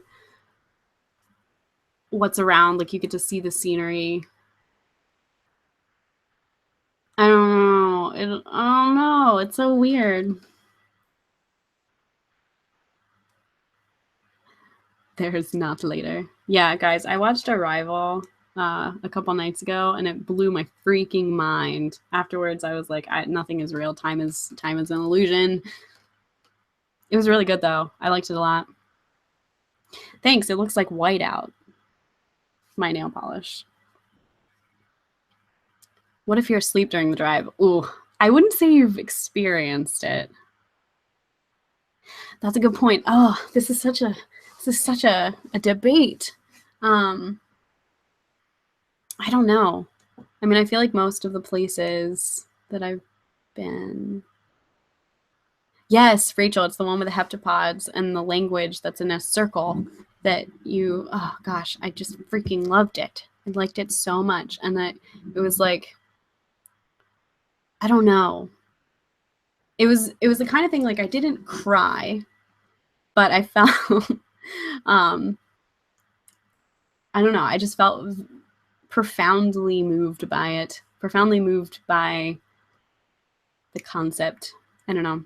How do I feel about who are you asking about hill people? Because Todd, you know how I feel about hill people, but also I need to talk to you about this book.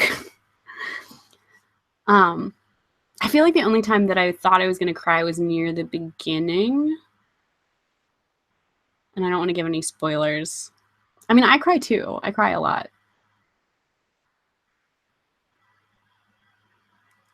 Life. What is life? I don't know about life. Time is an illusion. Yeah, so really I haven't experienced anything. I do cry more than the average human, I'd say. Sometimes. I think it depends. I used to cry more than the average human. I feel like I don't cry as much anymore. I'm not as fragile of a human being. Okay. Yeah. I don't think I've heard what life is about.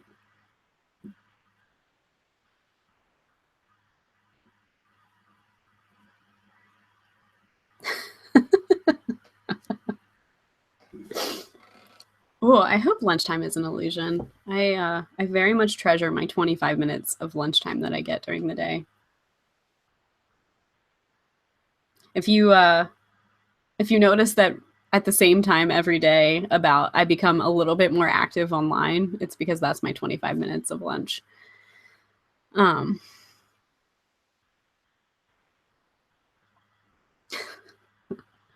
guys are great.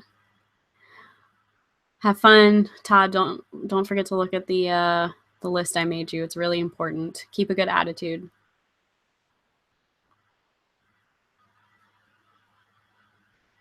Tide goes in, tide goes out. Can't explain that.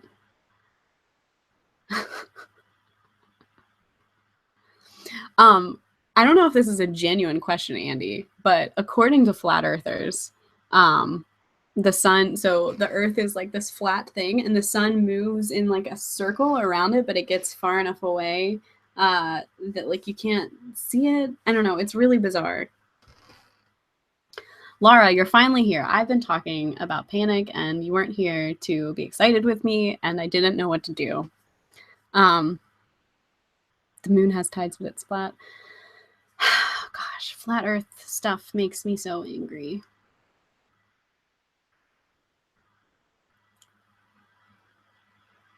I'm definitely gonna look up life when I get done here. I'm curious about it.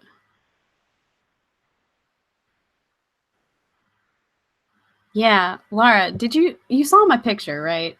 You saw my drawing, right? To clarify, I don't believe the earth is flat. Oh. Yeah, everybody, Andy is a flat earther. I don't know if you knew this. Todd, people don't know about Ken. I know, but people don't. Yes, but that would have pissed me off. La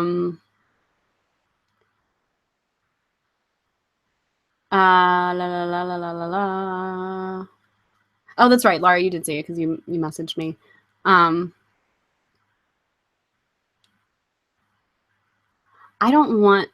really don't want to read the research. It's kind of, I don't know. It's kind of amazing to me the extent to which people will go to make up science stuff to prove things that are very clearly disproved by science. It makes me very angry in general.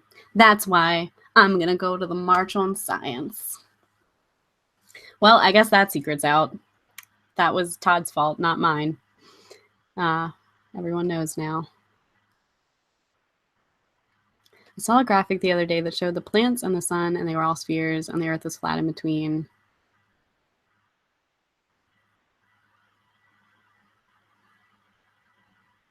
I don't know what that means.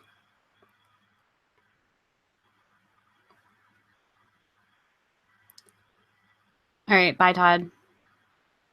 Rachel, I'm going to the march. I'm going to be there. If you were going to go to the march, you should come with me. I'm going to be staying in Silver Spring the night before, but I'm going to be there.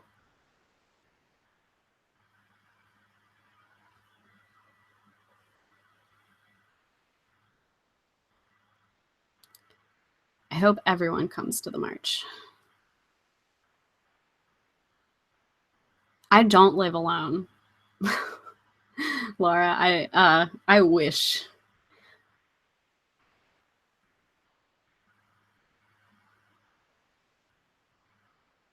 Yeah, you watch live streams. That would be a good way to live alone. I don't know what I would do. I already spend a lot of time doing other things. I think honestly that's why I got so into the community and stuff is because like I didn't have a lot of friends in this area. And so I was like, I need people, let's go talk to people. And then I found you people and you're really cool. Original flat earth thing came from a guy in the Middle Ages that was like, Catholics are so dumb, they think the earth is flat. That's funny. And pretty awful.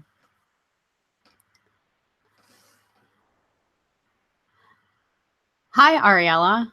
Am I saying that correctly? I don't know if I've... Ariella. Yeah. Hi, how are you? I want to meet you. You seem awesome.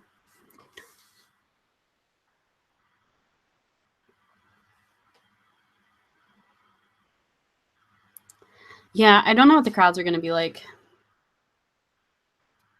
I'm a little nervous about that.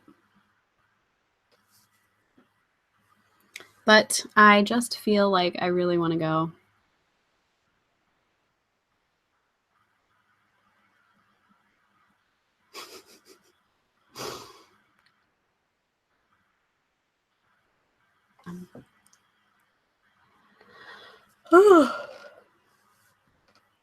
I did also just hear that Bill Nye was going to be there. But this is a bad thing. I heard that Bill Nye is really not that great. He's kind of rude. Somebody that I know has met him, and I mean that doesn't really mean things. People have different experiences, but also, I hope that she has clean clothes nearby. Because if I scared her like that, that would be embarrassing. But also that makes me laugh so much. And I'm sorry for scaring you. Normally my presence is calming, I've been told.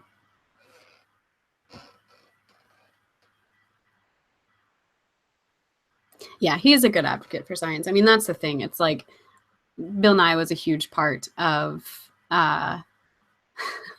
drinking coffee at 9 p.m. All right. Bill Nye was a huge part of my interest and love for science. Bill Nye and Magic School Bus, like those two shows together, I feel like I learned so much. Like so much of my base knowledge about science came from that stuff and my base interest in science communication, really. This is a thing I'm going to talk a little bit more about in my explanation video of what's going on with my life. But to kind of discuss like where my drive is in life and why things are changing in the way that they are. So I just, yeah, like seriously, Magic School Bus, there are so many things. Rachel, why did you tell me that when I have to deal with? Oh my God. That makes me want to puke. Anyway, dang it. I'm so off now. Yeah, Magic School Bus, there are so many episodes. Exactly, Rebby. Like they're so vivid in my memory. There was this great episode that was about sound waves, and they were in like this crazy big place. Oh, thank God, Rachel. Thank freaking God. Anyway, they were in this big place. And there was like, they were showing the difference between sound waves and like being close together and far apart. And they had like the high high and the low low. And this probably sounds really crazy if you haven't seen that episode. That was great.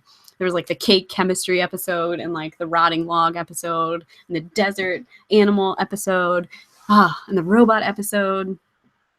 PCR. Oh, I will happily talk about PCR. PCR is polymerase chain reaction, and it is a thing that you do with DNA to make a lot of copies of a small strand. So basically, DNA is a two-stranded molecule that holds all of our genetic information. I'm doing this because I'm teaching about DNA currently in class right now. And as you go through this polymerase chain reaction, you split apart the DNA, you add nucleotides, and now you have two strands of DNA, and then you do it again, and it splits apart, and now you have 4 strands of DNA, and it's basically a way to get a lot of copies of a sequence of DNA. You do it for a lot of various stuff. Where I used to work, and so this might not make a lot of sense, but there was a person that we worked with named Michael, and he was a person, and part of what I did while I was there was I learned how to do PCR, and we did it to determine the genetics of some of the fish that we were studying. It's not the unzipping of DNA specifically. Like DNA unzips in your body all of the time. But this is specifically using heat to break the strands of DNA apart, because the thing that holds them together is just hydrogen bonds, which is just like the thing that causes surface tension on water. It's not super strong. So when you heat it up, the 2 strands break apart, but the bonds that hold the single strands together are a lot stronger. And so breaking those apart and then adding extra nucleotides in ends up kind of like forcing the DNA to make a complementary strand. So then like you're kind of like filling in the extra strand. It's really hard to do without visuals.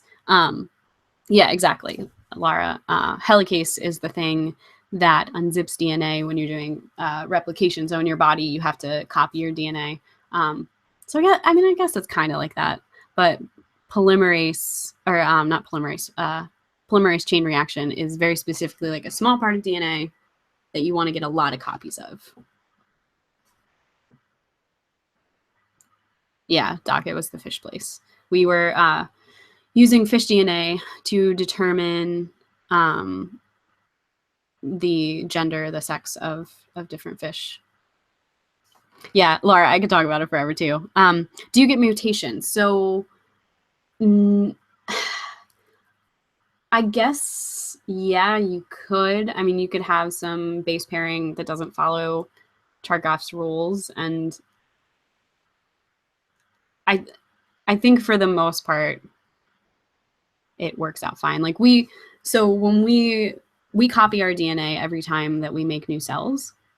And so obviously we have to do that a lot. We also have enzymes in our body, though, that go back in and fix any mutations. Not any mutations, but most mutations. Like there's repair enzymes and stuff. For PCR, this isn't, I don't know. Like this is a thing that I don't know a whole lot about. But I would assume that there's not that many mutations, or it wouldn't work that well.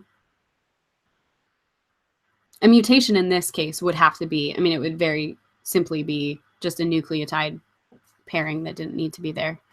Hey, Kelsey. How's it going? Bye, Ashley.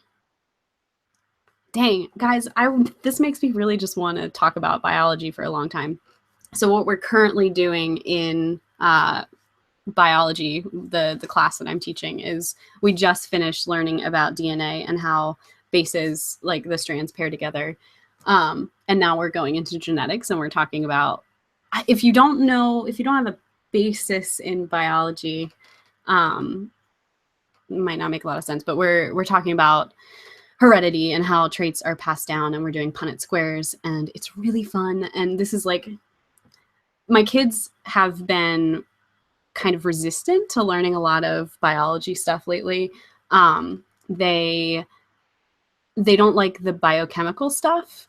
They don't like learning about the molecules that go together and things. But when we start talking about like, hey, you have your traits because of this, like you can roll your tongue because of genetics and all of this stuff. Yeah. Oh my gosh. So Rebby, I started an educational YouTube channel, and I had a couple of videos on it. Whew, hair everywhere. And it currently holds my most viewed video ever. Yeah, Mendelian genetics. Yeah, genetic earlobes. So whether you have attached or disconnected earlobes, that's one of those traits that you can have that's Mendelian, passed on, Mendelian inheritance. But dang, I could talk about, so this is what I was saying. I think I tweeted this a while back, but I really want to do that video on CRISPR, because CRISPR is like psyching me up every time I talk about it. I made my mentor teacher listen to the Radio Lab episode on CRISPR that they did. It's an update. And CRISPR is basically a way, yeah, hitchhiker's thumb, exactly. CRISPR is a gene editing technology that's like really ramped up lately, and it's insane. Like it's a technology that we have now that works for like every species, and it's basically like a pair of genetic scissors that we can use to cut out genes that we don't like, and we can replace it with other stuff. And so we can find genes that we don't want in our genome. So you have a gene that codes for a thing, and then like say it's a gene that people are calling a cancer gene. Normally that's a mutation that is in that gene that is causing it to cause cancer. And so what we could do, or Alzheimer's, maybe it's a gene that in that mutated form causes this disease or illness or whatever.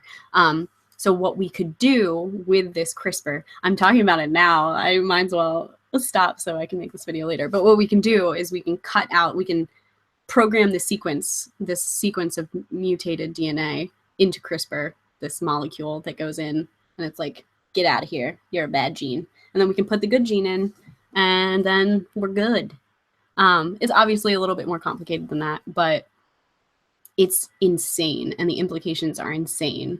And the idea of like putting it into a human genome that can then be passed down, so that's like the really scary thing. We could like alter human genetics forever. And so this is what I want to talk about. I want to talk about why that's bad, like why people have this moral reservation about doing anything with the human genome. But we're doing it in crops, like we're doing it in stuff all the time. And in a nutshell, what is it called? Kurzgesagt. just did a video on GMOs, which I thought was really cool. Anyway, so Max, this is a good question. Actually, Gavi, I'm gonna explain it more in the video that I do. I'm doing a really poor job because I can't edit what I'm saying, and so I don't know if I'm covering it all. Yeah, Kurz just sagged. I don't know how to say it, but they do a good job on talking about it. I think they talk about CRISPR a little bit. Anyway, Max, what happens if it becomes available for people to design their kids? So this is one of the questions that I want to talk about. And I was talking earlier that I want to bring my brother, my oldest brother, in, and I want to talk with him about it because he's just really good at thinking about like the philosophy of things. He is like the smartest person I know, and I want to bring him in and talk about it. But yeah, so there is an extent to which we are currently able to do some of those things. So now we can look at embryo chromosomes and we can tell if they have an extra chromosome, which can cause stuff like Down syndrome. We can look at chromosomes and tell whether or not an embryo is male or female based on, or biologically male or female based on their X and Y chromosomes. So it's kind of weird. Like we have a lot of possibilities. And one of the things in the Radio Lab podcast episode was that we have isolated a gene for Alzheimer's. And if we,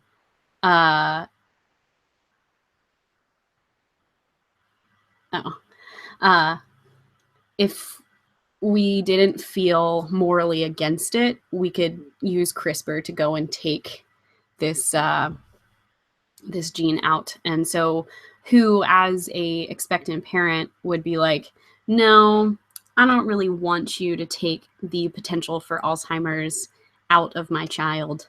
You know, I want to risk it. I want to risk it that my child could potentially get Alzheimer's. Like you're not going to hear that. And so it's kind of like the slippery slope. But they've used CRISPR. It was a group of Chinese scientists that used CRISPR on human embryos for the first time recently, and that created this huge thing because so they weren't viable embryos. They weren't embryos that could eventually turn into humans.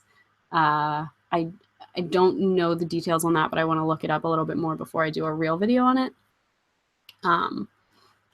But so we've been able to do some of that. And so Max, yeah, so along the lines of hair color and height and stuff, some of the genetic things that we can identify genes for, like, so if we can say this is the place in our genetic code that has this gene for this thing, we can do that. I mean, more or less, we can go in and say, hey, I want this version of this gene rather than this version of this gene. It's just that we don't do that because that's a line that society is not willing to cross.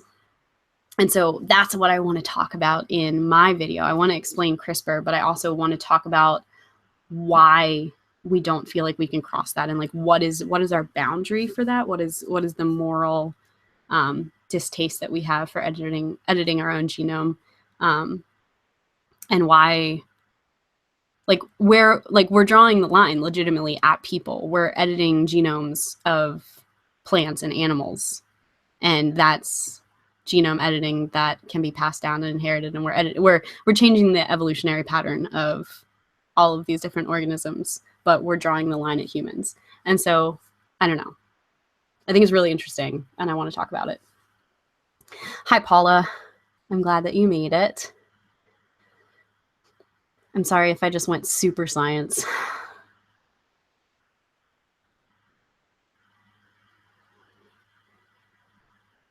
CRISPRing babies. That sounds really bad.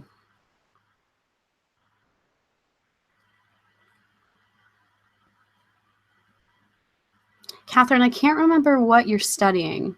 I apologize if you've told me. But I know that you're working on a thesis currently.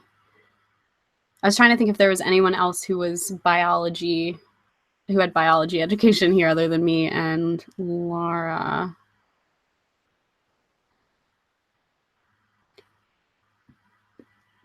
So to give you a preview of a little bit of what I want to discuss in that video. So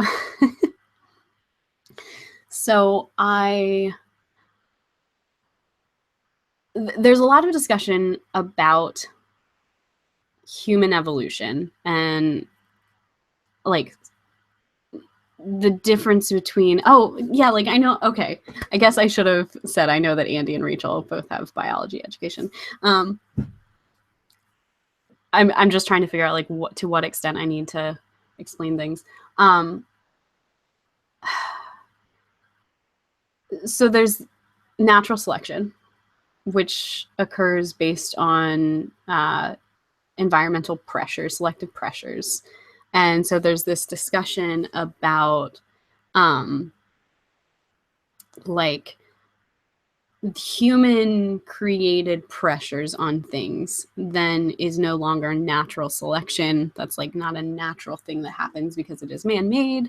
And so like human created changes in human evolution then aren't considered natural selection. I don't know. I probably shouldn't go into this because I don't have the research in front of me that I need to look at. But my discussion is like the fact that we have evolved to the point where we are able to do these things is like an evolutionary thing. We have evolved the ability to think and to research and to make these decisions. So is the fact that we are able to make decisions about our own evolution, is that the thing that is kind of freaking us out and saying, okay, whatever we're capable of, we shouldn't do it because we can think about it.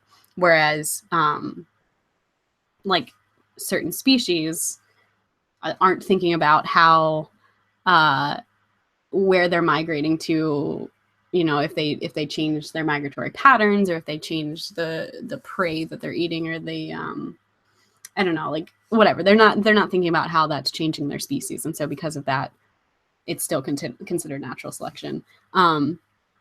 So part of my thought is like, I'm really interested to see, like Max was saying, how what we know and what we can research can change our evolution. And like, yeah, there's a lot of really scary things about that, but it's also like we have evolved this ability to do that. Is that the natural course of evolution? I don't know how I feel about it exactly. It's just the thought process that I've been having. And I feel like it's such a touchy subject and such like a, I don't know, very, very, very polarizing thing. A lot of people are very, very against genetic editing and stuff. Yeah, so there's a lot of things to think about, but I just really want to talk to my brother about it and see what he thinks. We had this awesome discussion about what happens when we develop AI that is able to do research for us, like so they can develop their own research problems and find answers to things that we just are not capable, like we don't have the brain power to do. Hey Charlie, I'm sorry. I didn't tell you. I didn't realize I didn't post in enough places. Where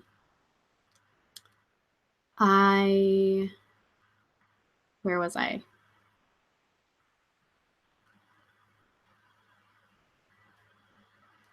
Yeah, exactly, Losty.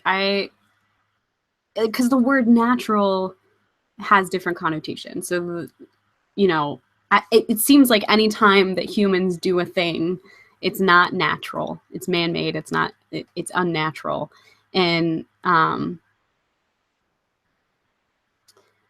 it's interesting. I mean, I think it stems from this whole kind of idea that humans are other than everything else that's going on in the world, and like that's weird because I don't know, like the laws of nature still very much apply to us, and then I don't know. There's a lot of things to discuss. Yeah, exactly. It's natural selection versus artificial selection. So what the artificial part of selection is because it's being done by humans, as far as what I'm aware of. And this is the thing, like, this is what I want to do more research about. So this is interesting. If you make something out of wood that's natural, metal that's natural, there should be a call in line for the show. That would be interesting. So like with a beaver making a dam, a beaver is going to chop down wood and kind of do all of this construction stuff to create a dam. So is that still not natural? I mean, they're still making this thing. They're making a thing that did not exist in the world and would not have existed in the world without that.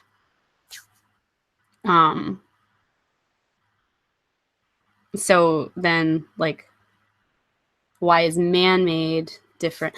I don't know. It's like a lot of weird philosophy stuff. I just think it's really interesting. It's interesting to think about how humans think about themselves, and that's why, while I love biology, I also love psychology too.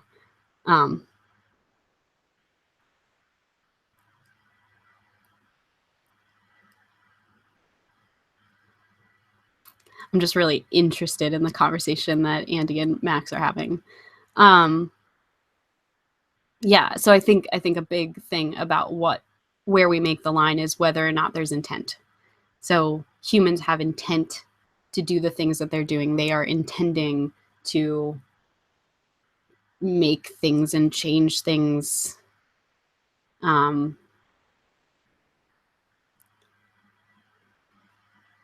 I guess I should be clear here that I don't think, like, I don't know how to talk about this. I mean, I think the fact that there is intent involved in humans makes it so that we need to be able to recognize when we are doing things that hurt other populations. Like just the fact that we are capable, I guess this is a good counterpoint to things, like just the fact that we are capable of doing something doesn't mean that we should. So if we know that we are capable of killing the earth, the fact that we are capable of doing that doesn't mean that we should do that. Like, that's, I don't know. It's weird, but like there's all sorts of things in evolution. I don't know. This is a very nerve-wracking conversation to have live in front of a bunch of people. I agree. I think a Google Hangout would be an interesting, I think any sort of long form discussion with people, I think it would be kind of overwhelming to have it with a big group of people, just because I think a lot of people are going to have thoughts on this and want to talk about it. Oh my God, Around and I Hangout, the Science Edition would be my favorite thing.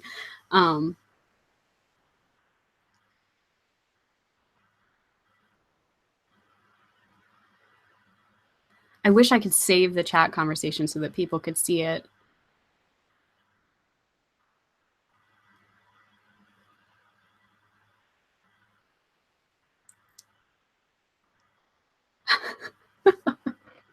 I'm sorry if you were stressed out, Losty. I don't want you to be stressed out. I just think it's interesting. If everyone's feeling too stressed out, we don't have to stay on this conversation. I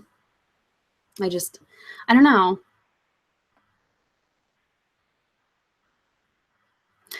Yeah, I wonder if I could copy and paste it.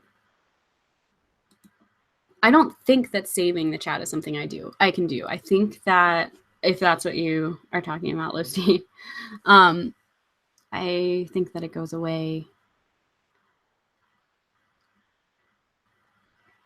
I like that this is a scenario in which people can have reasonable discussion on the internet. This makes me so happy. I wonder if, since I've had, oh no, I can only, I can't even see all of the chat anymore. I can only see up to where we talked about Arrival. All right.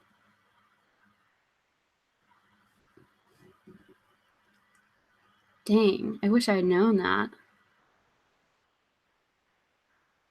That's a good question. I mean, that would be something that everyone would have to be like, yes, this is fine. that you can save this. I think I'm not going to worry about it. I'm not going to save it. But I do think that it's really interesting. And if we have the chance to do a discussion about it later, I mean, if I make a video with Luke, my oldest brother, talking about it, it'll probably be like a video. So you guys can comment on that and talk about it. But we could also have a hangout or something.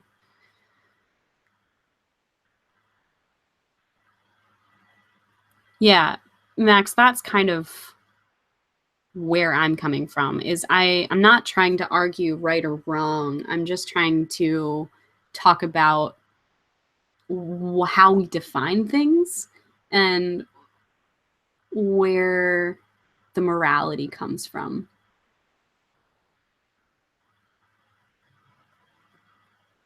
Doc, if you have it, I mean, I might be interested in just having it for myself. I don't know. I don't know. Maybe. It's up to you guys. I don't want to save anything that you guys don't want saved. The important thing is not to run away from big, scary questions. I 100% agree, like, so deeply. I think that too many things we think are too difficult to talk about or to think about. And like the internet has created this culture in which we kind of shy away from conversations like that because the potential is that it can become a shouting match and it can, devolve into this awful thing. But I think that there are a lot of really important questions to talk about and things that you can learn from having these discussions. Even if you don't change your mind, I think you can learn a lot about how other people view things and maybe get a little bit more insight into things, and definitely crash course morality. Yeah, I think there's just so much good that can be done if people learn to have this discourse in a meaningful way. So Ariella, I 100% agree with you. And if you want to have any big and scary discussions, I would love to have big and scary discussions. Maybe that's what I'll do. I'll make an internet show that's called Big and Scary Discussions. I think it's also scary because I'm a little bit nervous here because I know that there are people with different beliefs and views than I have, just even in this small group, that like I'm going to say things particularly like religious based that I'm worried about talking about because I don't want to offend anybody. And so having big and scary discussions sometimes are scary because you don't want to say something. One, you don't want to say something that's wrong. And like have everyone attack you, but you also don't want to say something that you haven't thought all the way through about how it's going to impact other people. And so this is one of the things that I've been scared about for live streams, is like potentially saying something that is either taken the wrong way or is something that I didn't even realize was offensive or didn't realize, because this is like a whole nother conversation, but there's so many, the way that I grew up is so different than, like, I held beliefs and values that are so different than who I am now. And it's been a long learning process. And sometimes the compassion that we extend to people who are still learning about things is limited. So I would like to think that I treat everyone that I interact with in a way that it's clear that I understand that everyone is still learning. And if someone slips up and says something that I find offensive or something, or I think maybe like they need to think about a little bit more and that discussion needs to be had, I hope that I am able to have that conversation with them and say, hey, like, maybe this isn't a thing that you've thought about, but let's talk about why this might not be the thing to say. But at the same time, I would hope everyone else feels the same way to me.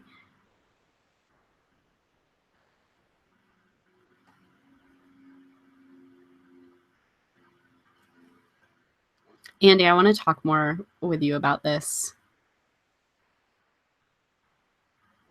I agree, and also want to know how you define things.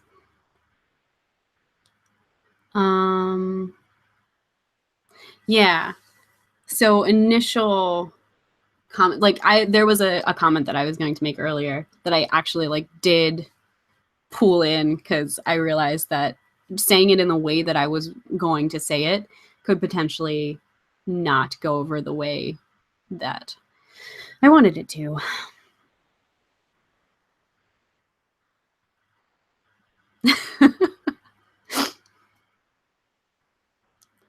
Ariella, when we have our big scary conversations, you should totally get involved in the hangout. I would love to hear your thoughts.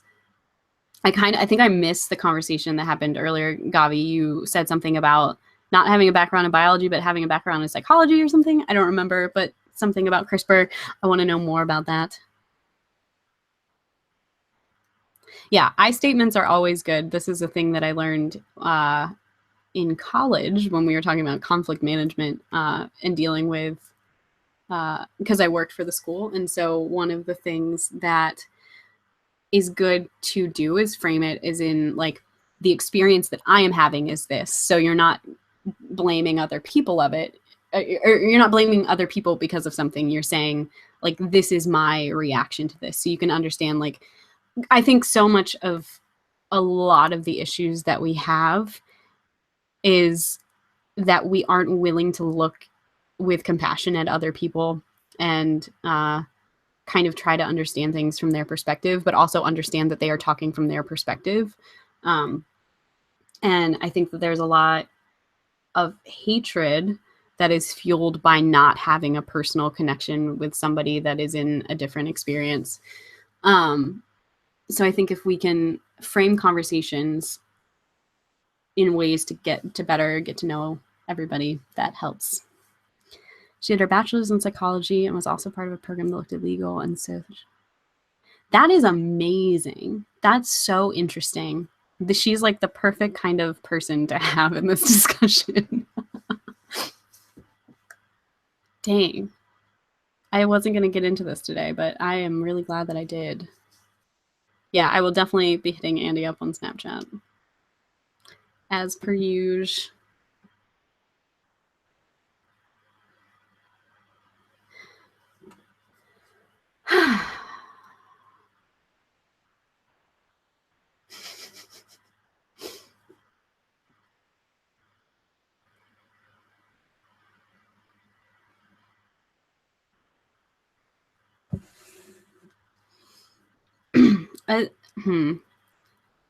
Yeah, I think it is really hard to have a conversation with people who have beliefs or maybe misunderstandings about things, like factual things that you feel like you know for a fact. So it's like really hard for me to understand and have a conversation with people that think that the earth is flat or think that climate change is a thing. It's hard. It's really hard to know. I feel like I'm constantly trying to navigate the best way to do things like this. But I think maybe coming at it from an understanding that not everybody has had the same exposure to resources that will provide legitimate information, as well as an understanding of how to think critically. So this is a discussion that I've been having a lot. We are not doing a lot of teaching students to think critically. And so we have students that are growing up and going through schools, and they're not being taught how to determine sources, like what sources are there, and to hear what someone is saying and be able to like question it and think for yourself. Like, there's a huge problem with people being like finding someone that kind of sort of agrees with their beliefs and then believing everything that they say, or not taking the time to go through these processes of thinking about things and talking about things and having these big scary conversations, because it just seems too much. And so when you see someone that's talking about flat earth and you're like, this person is insane, you're coming at that from the perspective of like, you have had the opportunity to learn about why being like believing in the earth being flat is so preposterous. But it's possible that that other person hasn't had the same experience. I don't want to go too much into the Ken thing, but as an example for someone who was raised in a life that wasn't super steeped in science and was around a group of people that weren't super open to kind of modern science and things, it's understandable how, if you're not brought up that way and you're not brought up to think critically and look at all the facts and do your own research and learn about stuff, it is understandable why someone would be more likely to fall prey to that.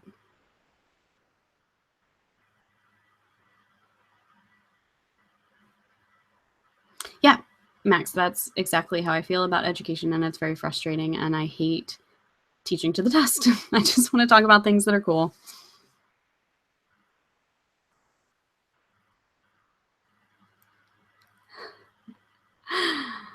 Yeah. Yeah, lots of things, lots of things. I hope that everybody has felt like this chat has been comfortable. I just want to say that I'm really glad of having all of you guys and you guys being so awesome. It's cool to feel comfortable talking about stuff that is big and scary around a bunch of different people, and knowing that it's not going to turn into some crazy yelling match and ad hominem attacks and all of this awful stuff. And I have felt like getting involved with this group of people on the internet has helped me to do even more of that learning process and understanding how many different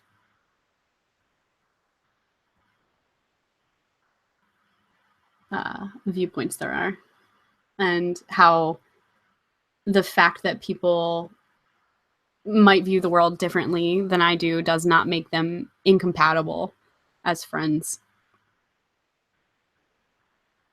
So you guys are awesome.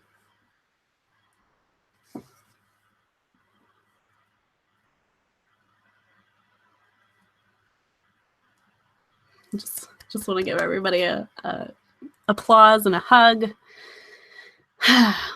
That's one thing. If you ever see me in person, I'm a very, very much a hugger. You can totally give me a hug.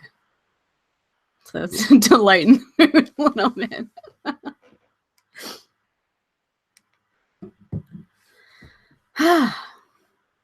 Is anyone else exhausted?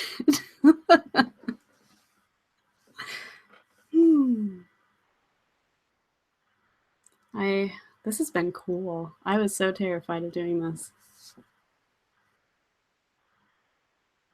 But you guys are great.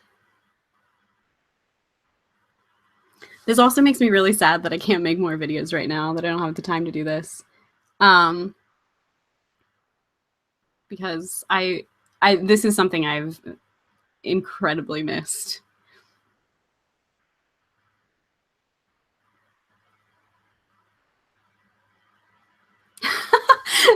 Okay, Hannah. Yes. Why you can never truly make contact with someone else. That's great. Rachel. Yeah, I think it was your fault for saying PCR.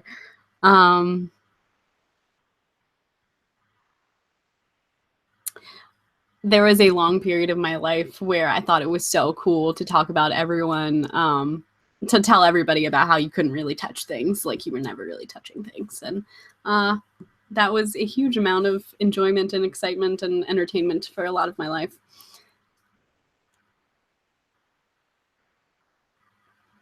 JT, you'll have to be part of our actual discussion that we have. We can have like special, like not third Sunday of the month, special science edition.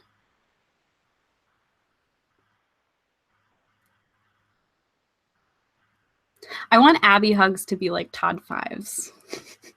That might get a little bit much for people that don't like hugs, but that would be fun.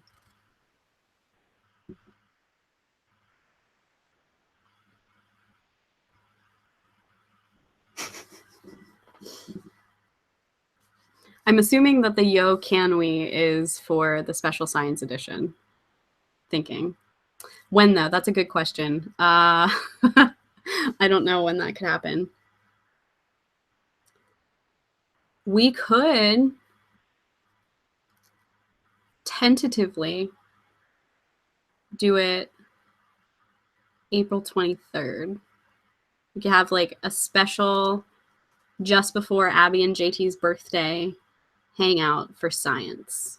I think JT would probably be cool with co-opting his birthday for science.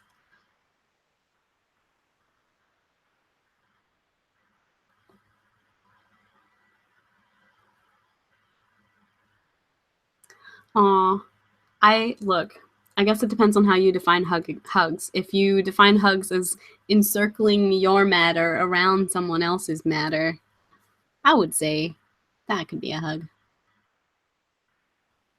Does hugging require contact?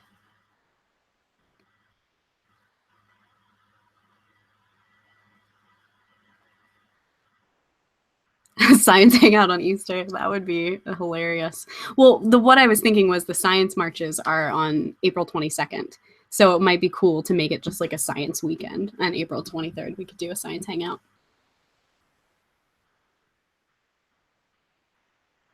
Would we want to do it on the Where I'm Hanging Right Now channel? Would we want to do it here? It doesn't matter to me, but it would be fun.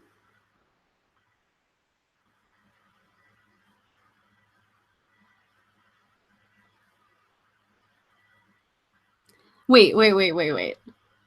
Encircling your matter. Oh, okay. Well, anyway, that was embarrassing to have as a realization live. Yep.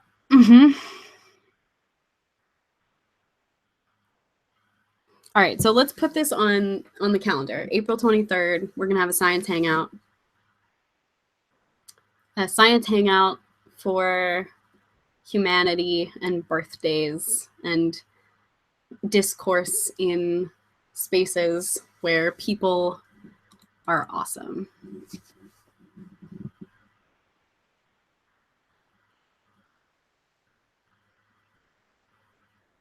I think I said encircling, right? Because enveloping is even weirder.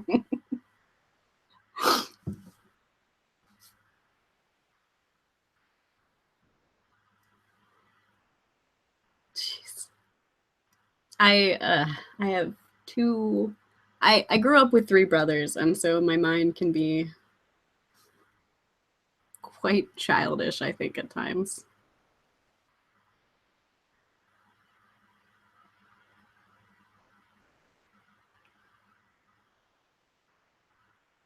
People are awesome, also science. Yep, that should totally be the name of it.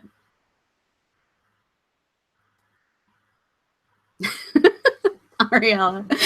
More reason to love her. All right. Guys, this has been 2.5 hours. I had literally, my plan was to come on here and talk for 15 minutes. It would still make a great t-shirt design.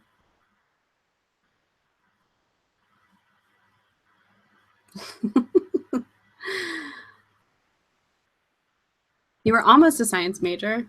Which science? Max, if I could be sure that people would buy my merch, I would start one right now. But at this, yeah, I could have already driven to Sheets and come back already.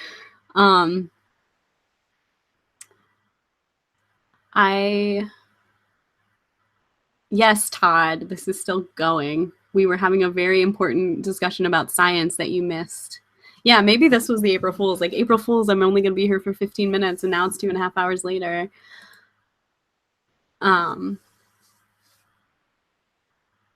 Yeah, it does seem to be a cool time for hangouts. Part of why I did this midday was because I wanted to get the Europeans in.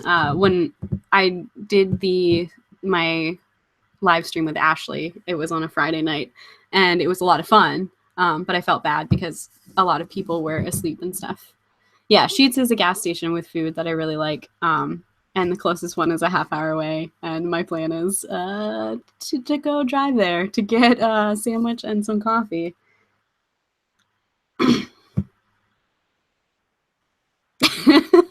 April Fools! Time is an illusion. States are an illusion that man made up. Everything is man-made. Your brain is a thing that named itself. Guys, don't you know the cycle of Todd's? Todd is always, he comes in 3 separate times during all of the hangouts. It's been a classic thing. Gabi, did you see the road trip vlog from Nashville? I thought that you did. But anyway, I'm obsessed with gas station food. This is what has happened. Whoa.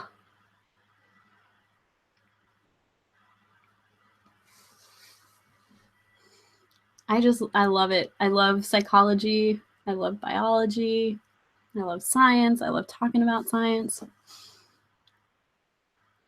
Yeah, Roland Olin. In those videos, we discussed Wawa and Royal Farms and Sheetz. And Sheetz is definitely the best. Sheetz has the Kona coffee. Is Todd a unit of time measurement? Todd is not a unit of time measurement, but Todd is a... I feel like you know that something has to end once Todd... once Todd has been to something 3 times, then you're like, well, we have reached peak Todd, so it is time to end. What? Gas stations in Montana have mini casinos in them? I don't even know, like, okay. For those of you who are in other places in the country, what are your main gas stations? Like, what are the gas stations near you? Abby is to gas station food what Michael is to chain restaurants. I might agree with that, but I also really like Panera and Chipotle.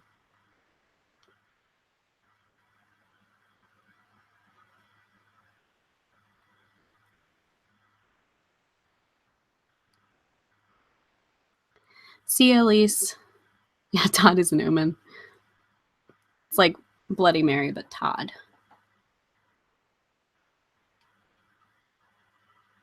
That's how we get live streams to last forever. Todd just doesn't come back the 3rd time. AM, PM, and 7-Eleven. Okay, so we have 7-Eleven, but I've never heard of AM, PM. Cheese and peanut butter? Huh. What? What kind of cheese? I'm sorry, I shouldn't have reacted in that way. What kind of cheese? Also, doesn't the UK not have like a lot of peanut butter, or it's not like a big thing? Yeah, Wawa.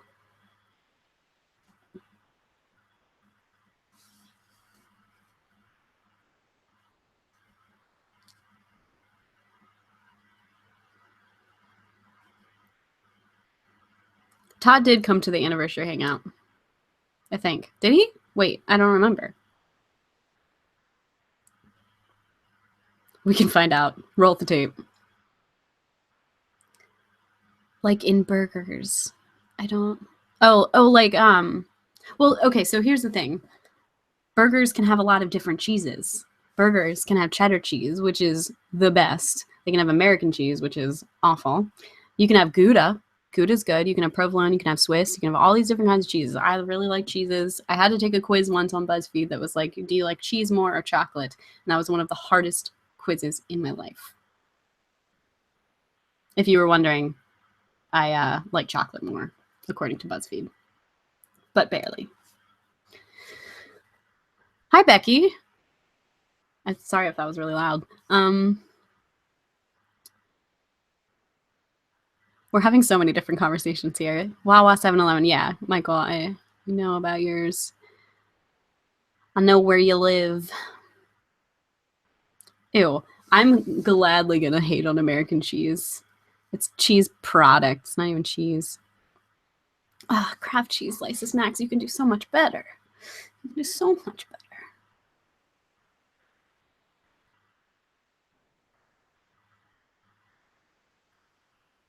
I'm such a cheese snob.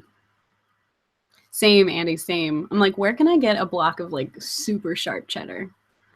I'm trying to have some of that. One of the conversations that Ashley and I have had before, and every time that we have a conversation like this, I'm like, why are we not recording? Sorry for yelling in your ears, Becky. But I really, really like sharp cheddar, and I really, really like dark chocolate. Like the more bitter, the better. And I always feel like I'm trying to punish my taste buds because I want like the thing that is the sharpest, which is funny because Becky, I'm seeing that you say brie is your fave. I love brie too, but brie is so mild. I have a Wegmans. I've finally been to a Wegmans. I could go there. They have a lot of cheese. The sharpest of the cheddars. Sharpest of the cheddars and the bitterest of the chocolates. I don't know if you guys know this, but there's different levels of like how much you can taste. So there are like super tasters and there are normal tasters. And so it depends on the amount of taste buds on your tongue.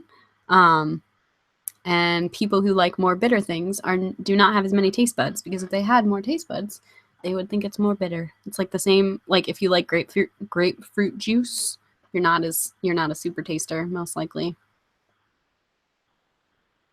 Aged Gouda. I'm all about aged Gouda. Paula, I just have to come to Amsterdam. I just really want to come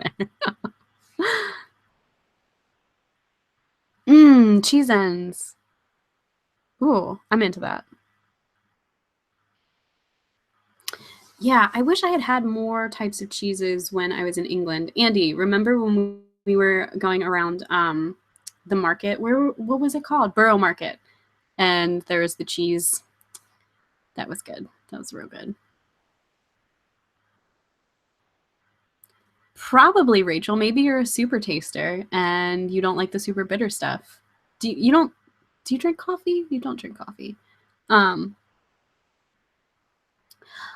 okay with blue cheeses. They're not my favorite, but I do like them ish. Andy, Borough Market was like one of my favorite things we did in England.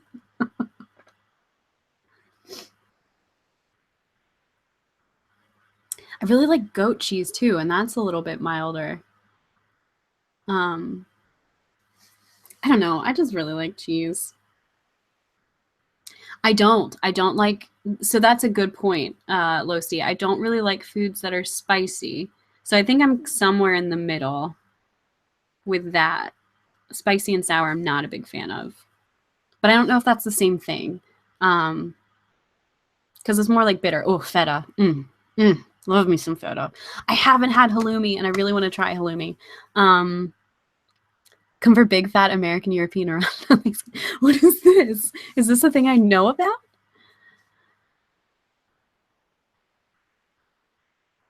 Oh, yeah. There's so much to do in London. Feta and bacon. That sounds so good.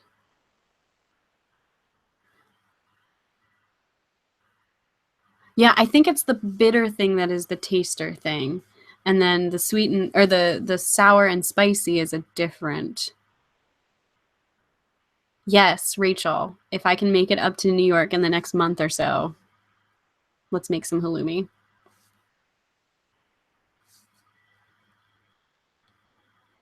Wait, Gavi, you should bring what with you? I don't really like olives. I like feta in pretty much anything. I like feta with stuff that's got pesto. I'm super, super into pesto. Yeah, okay, Greek food is so good. But like some, I just burped. I apologize. I don't like olives though. I don't know, dude. You're already bringing so much stuff. Don't bring anything you don't have to, especially if we can just buy it.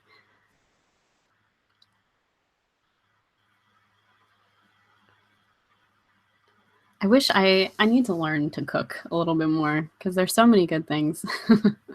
Burp louder. Yeah. Let me use. Yeah, Todd, you are a freak that eats whole cans of olives at weird times.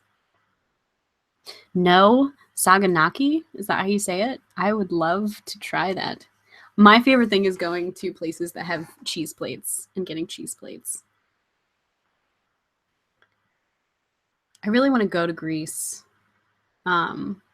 It's not seemed like the greatest place to be lately, but I have a kind of like extended family member who's from there. Ugh. Part of me feels like I should like olives, like I should learn to like them. There seems to be so many different kinds, but tzatziki. I'm so into it. This has been such a crazy conversation. Yeah, cheese discourse. I don't know. I'd have to take another BuzzFeed quiz to determine if I like cheese discourse or science discourse better.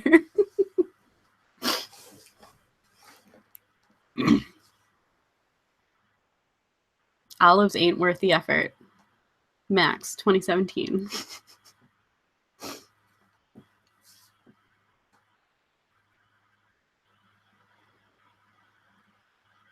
Okay, so question. Never mind. I don't really feel like asking that question. That's a weird question. So for those of you that like olives, I know like Todd will eat them by themselves. Does everybody like all kinds of olives, or like black olives, green olives, or is it like specific kind of olives? Do you just eat them by yourself, or do you just like them in things? Andy, I have a thing to tell you. I have started to like mushrooms now on pizza and in a couple things. So I thought you would be proud of me. For the rest of you, I grew up on a very meat and potatoes diet. My dad had a garden and he would eat all of the veggies, but we would never eat them. Yeah, Rachel. When I was in Missoula, Kelsey made a dish that had mushrooms in it, and I was like, I don't want to be rude and not eat it. And so I ate it, and I was like, this is real good. I'm gonna try it on my pizza, and I liked it on my pizza. So I think I'm growing to like mushrooms. Anyway, so I didn't have many veggies growing up, and so when I got to college, but more so when I got out of college, I was like, Abby, you need to start eating veggies in various places. So like I hadn't had zucchini before. I had very limited experience with mushrooms. Never peas. Never. So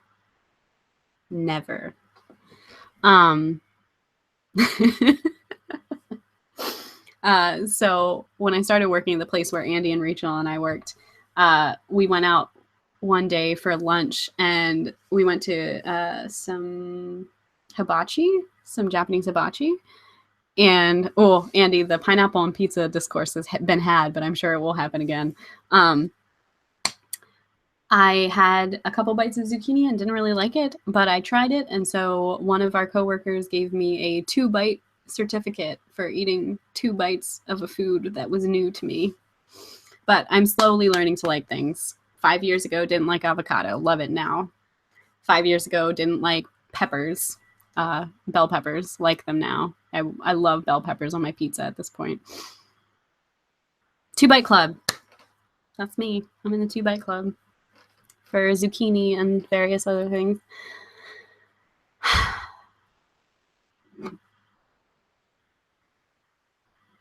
No, so look, guys. Peas are disgusting. Cooked peas. Max, I'm going to agree with you. I've eaten raw peas before from a pea pod, and they're fine.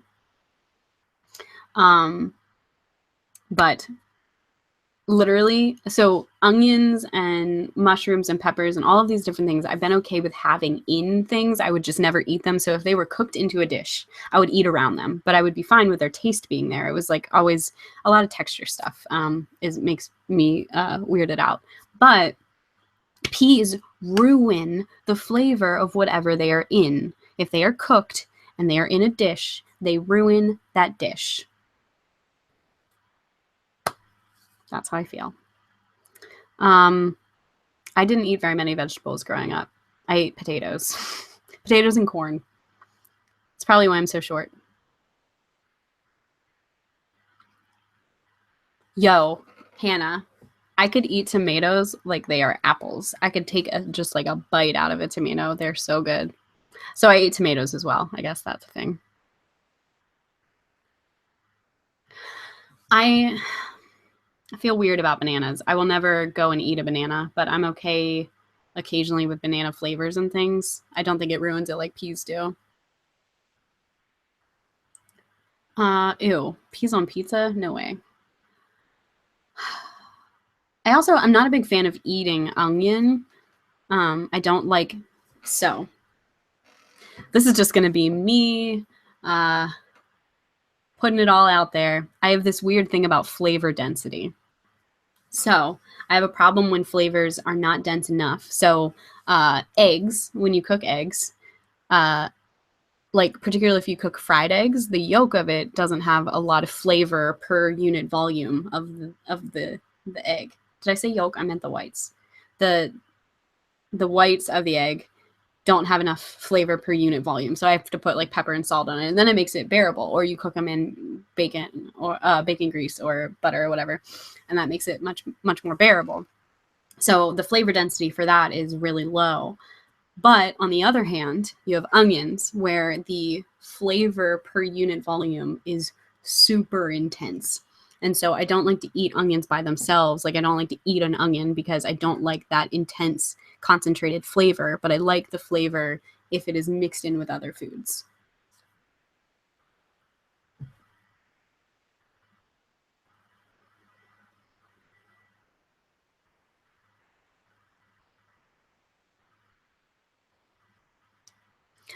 Look, I'm sorry that it's going to ruin your food conversations, Hannah, but it's an important thing for me. There's also the ratio of surface area to volume of French fries and potato wedges. That is really important to me. I don't like when there is too much volume per surface area of a potato wedge. At that point, it becomes like a baked potato, and I don't like it. I don't like baked potatoes, and I don't like mashed potatoes, just by being raised on potatoes and meat. So if you guys have KFCs near you, when they have their potato wedges, I really like the thin ones, but I don't really like the wide ones. Cameron? So I'm assuming you and Dawn are both here. I hate that you brought up the bagel thing. Oh my gosh, this is the coolest thing. I'm so excited that you guys are here. Onion. I don't know. Do I say onion weird? But I definitely say bagels weird. I don't know where I grew up.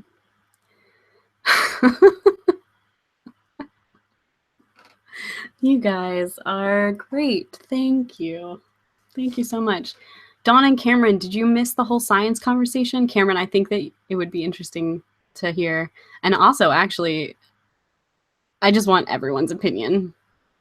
Dawn, you could have your input from the RNA standpoint of it. Dawn, you would be proud because we're learning about DNA. I'm teaching kids about DNA in class, and the other day I was like, look, DNA is real cool and all, but RNA, do you know what it does? It's so crazy. Actually sounds like how I say bagel.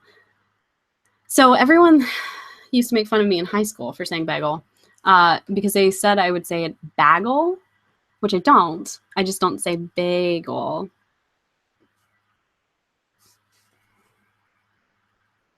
Oh, yes. Andy is here at the same time as Dawn. I just love when my friend groups come together. Guys, okay, so I should probably explain why I'm so excited about this. Dawn, friend from high school. Cameron, also friend from high school. Dawn and Cameron are married. They got married last April. And now they're here, and I'm excited. There are onion bagels. Oh, the weird thing is, like, there's a definite accent from where I grew up. Like, my grandmother has a full-on accent. If you haven't seen the video that I have of her telling the story of the farm, you can hear the accent there. But I feel like I tried to get rid of it when I was growing up, or my mom didn't have a really strong one, so like I didn't hear much of it. My dad had more of like a Baltimore accent, and I don't know. I don't know what my accent is now. It's just weird. I say things weird. Many gulls are found in the bay. A bay gull, yeah. Do your best Norm accent. Who's Norm? Oh, Norm. Oh my God. I've been gone from wildlife for so long. I don't even know. And you guys were so much better at Norm's accent than I was. Saltwater. Rachel, your accent is so exotic. Oh, Dawn. Hi. Hi, Dawn.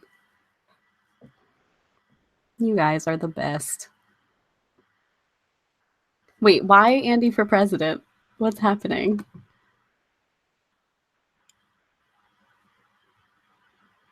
I mean, like, I'm down, but Balmer. Balmerese polymerase? Why polymerase? Rochester. Rochester. What do I say? I'm trying to think if there's a weird thing. I mean, I say y'all a lot. Andy for president for many reasons. The more you guys would get to know Andy, the more you'd agree with that.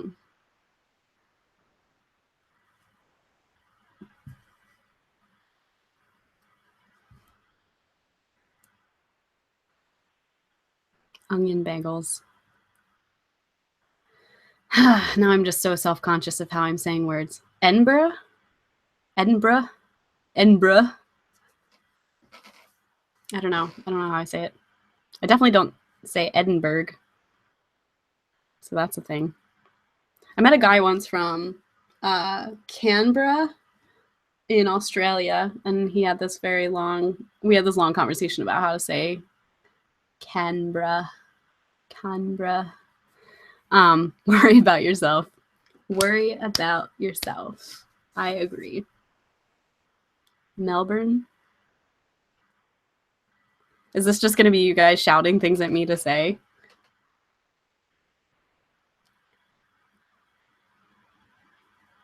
Leicestershire? Is that Leicestershire? Rachel. If that means that you get to sit on all couches in weird ways, I'm totally down.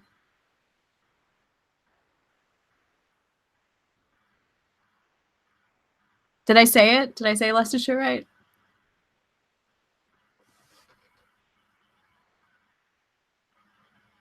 I feel like that's more of a thing, like what people locally say. Rochester. Rochester. I don't know.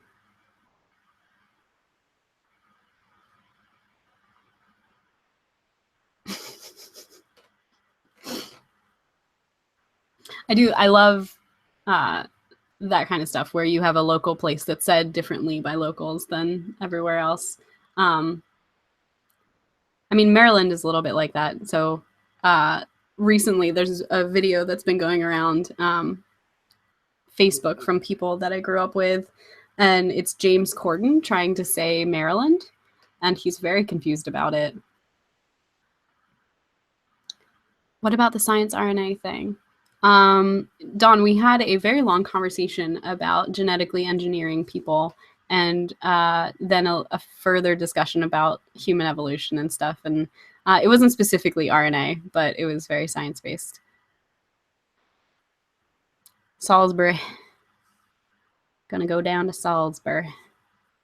Ooh, Bowie. Yeah. Bowie.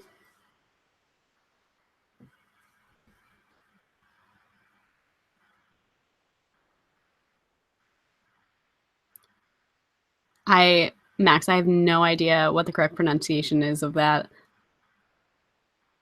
Loughborough? I have no idea. Merland, yeah. Yes, Dawn, I just heard about the TV, the CRISPR TV show. I think it'd be great. Dawn, I don't think I've told you this yet, but I'm going to the March on Science in DC, or March for Science, March on Science. That would not be good. March for Science in DC. I'm very excited about that. But we are doing we're going to have a Google Hangout to talk about some science stuff on the 23rd of April, if you're interested. Loughborough. Loughborough? That makes sense. Okay.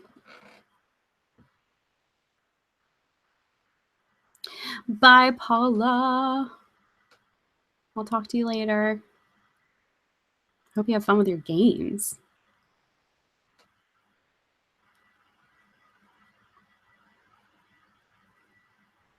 There's a quiz you can take online. Yeah, I've taken that, Losty. I've taken a couple of that. Okay.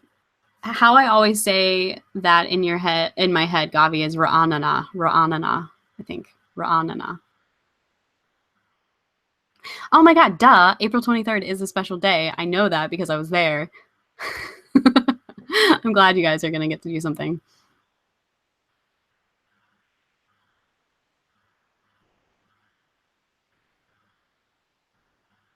Bye, JT. Well, you're going to play some games, huh?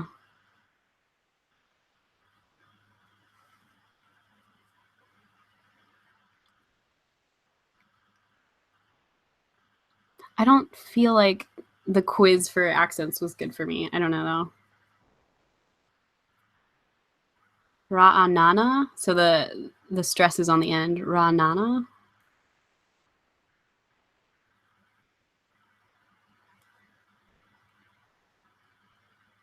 I think I have a tendency to stress the second syllable.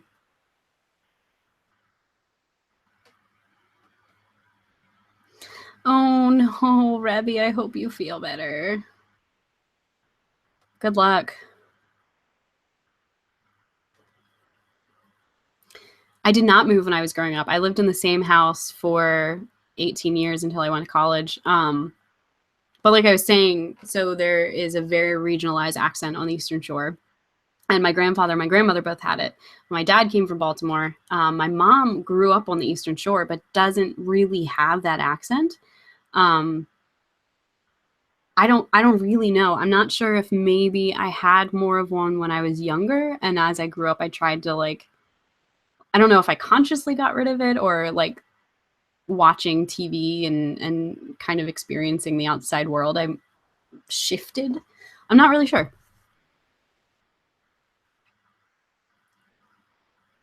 He didn't. I don't. This is weird. So for those of you who don't know, my dad died when I was 13, so I have to remember what that was like. I don't think it was that pronounced, but I'm sure. Yeah. I have to go back and listen.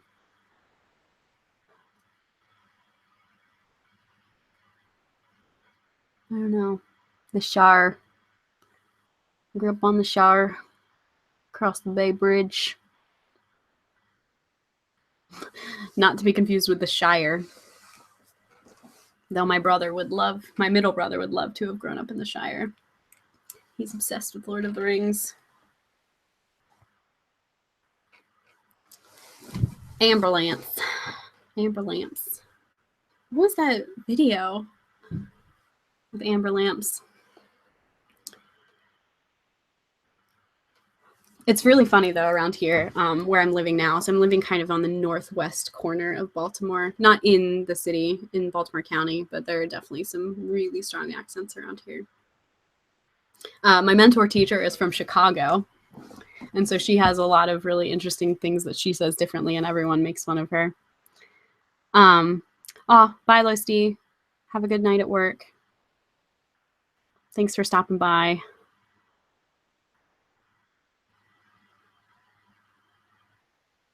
Black Betty. Is that the video?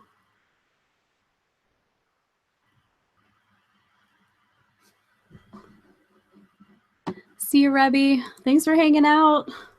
If I had gone as long as I wanted to, or not gone as short as I wanted to, you wouldn't have had to leave. Just looking up.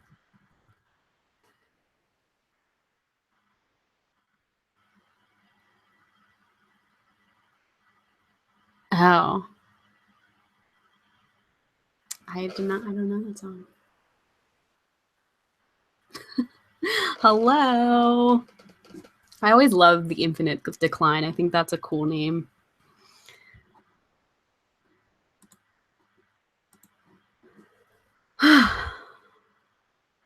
Is it obvious that I'm getting tired? I'm enjoying this so much, but this is also so stressful.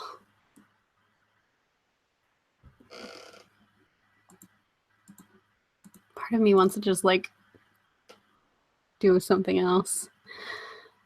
I could do another song or do something to break up. No. Okay, you guys are not boring me. You guys are the reason why I've stayed on for so long. I feel bad. I have been streaming for 3 hours now. I had initially planned to get on here and stream for 15 minutes to a half hour. What song should I sing? I'm gonna sing a song. Oh, Sandstorm.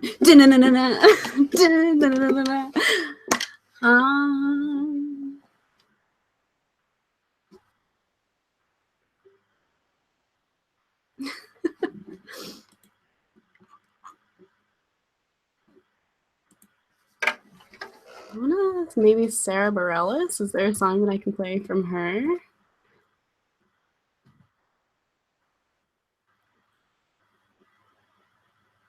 Man, I have not sleep or wash dishes. Yeah, doing both would be fun. Ooh. I don't know if I could do Somewhere Over the Rainbow justice by trying to play on ukulele. I don't have any more Abby originals. The only Abby original I have is the cat song. You're right. King of Everything is good. I never tried to play it. I'm looking up the chords. That's what I'm doing here. She's also just so good though that I feel like if I play a song by her, I'm just gonna be like, nope, I suck.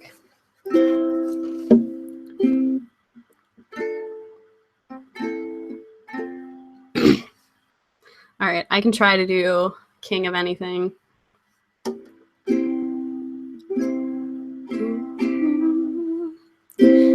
Keep drinking coffee, stare me down across the table while I look outside.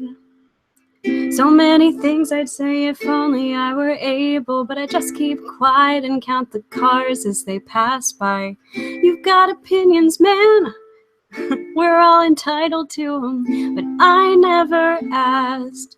So let me thank you for your time. Try not to waste any more of mine and get out of here fast. I hate to break it to you, babe, but I'm not drowning. There's no one here to save. Who cares? Ooh, that's high. Who cares if you disagree? You are not me who made you king of anything. So you dare tell me who to be, who died and made you king of anything.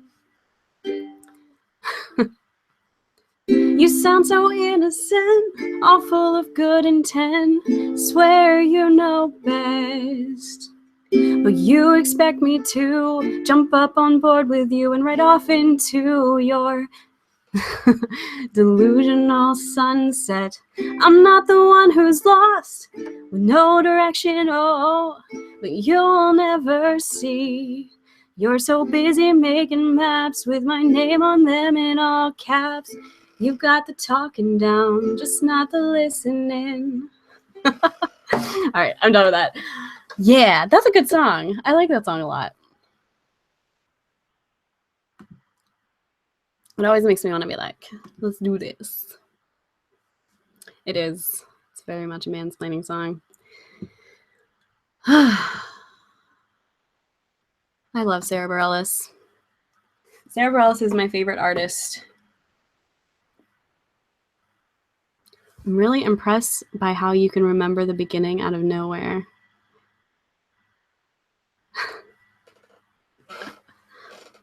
Thank you, Tom.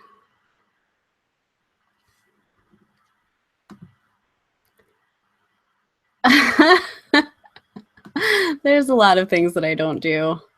I feel like a lot of things, though, if you try to do them with a little bit of confidence, you can get kind of far.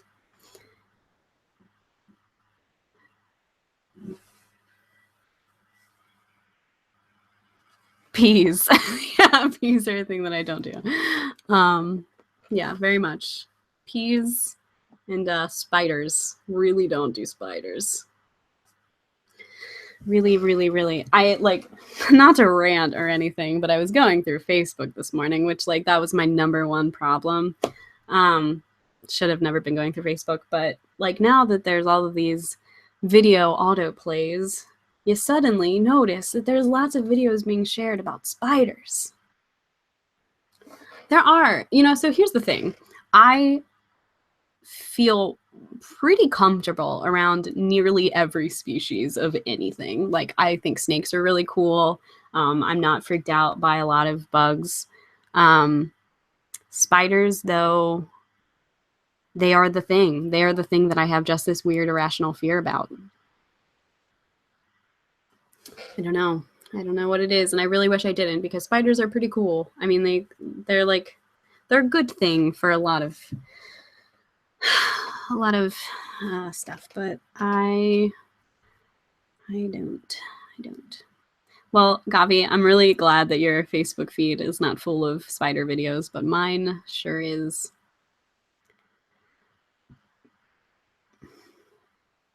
Although there's this really great video that is like all of these different spiders on drugs, and that one is really nothing wrong with being seen. Cameron, you're a good person. That's a great video, the video of the spiders on drugs, but it's so hard to watch. Ooh, love me some Tessa Violet. Love me some Regina Spektor.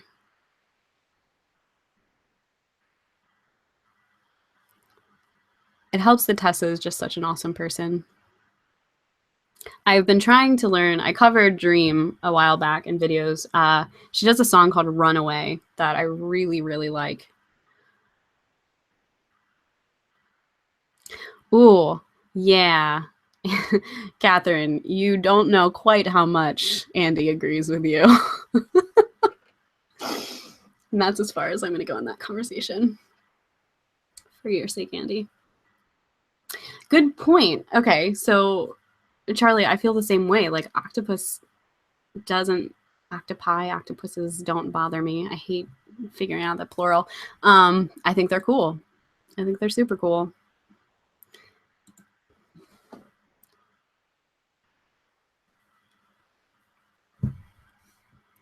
I so strongly disagree that my cover of Dream was better than the original. I think that her music video was like astonishing.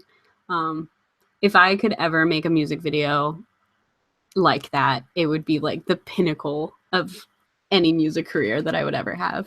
I don't know. I just loved it so much.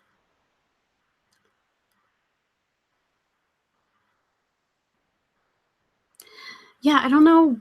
I mean, you'd think that octopodes I think you'd think that they would be more scary, because I think like I don't know, they're bigger, but I think the fact that spiders are so small, and like when they go somewhere you don't know where they've gone, and like I don't know. I grew up my whole life being super terrified of black widow spiders, because we had this set of stairs at the back of my house it was like hollow, And so the cats would always get in there and have babies in there. It was like the cat birthing place.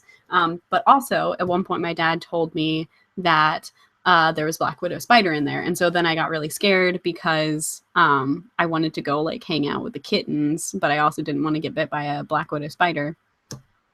Yeah, a lot. Ooh, jumping spiders. Hate them so much. Oh God. See, like I want to go to Australia so bad, but spiders. Everyone that I've talked to that's from Australia, I've been like, so the spider thing about Australia, like that's a joke, right? Like that's not real. Nope. Evidently, the spider stories from Australia are a real thing and not an exaggeration.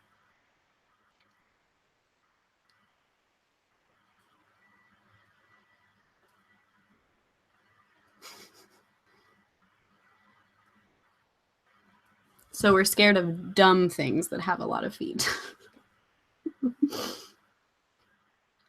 That's what I'm saying, though. Like, I would imagine that an octopus, because it is smarter, would be scarier because you're like, oh, it is a crafty little creature. Bye, Gavi. I know, being responsible sucks. I'm sorry. I tried to make this at a time that would work for you as well because I felt bad about Friday.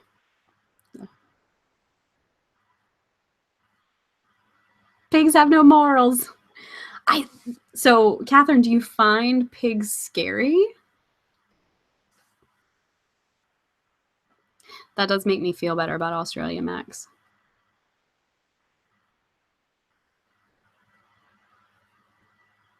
Down Under by Bill Bryson. Bye. Bye, Gavi. Right. I think maybe that is the thing about the octopus. Like, you don't have to worry about that sneaking up on you. You're not like sitting on the toilet and then you see like a octopus on the wall. Or driving your freaking car down the road, and then all of a sudden this little tiny spindly spider comes crawling across your windshield, and you have a moment of panic where you're trying to figure out if the spider is inside the car or outside of the car.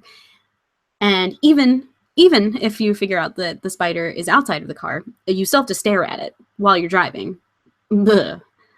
I've had both instances happen where it's been inside and outside, and like I've legitimately like driving on a 55-mile-an-hour road, which, you know, obviously going a little bit faster than that, and seeing this spider on the inside of my windshield, and just like in the middle of a drive that was supposed to take me an hour and a half, and I'm like, do I need to pull over to the side of the road because I legitimately need to kill this spider?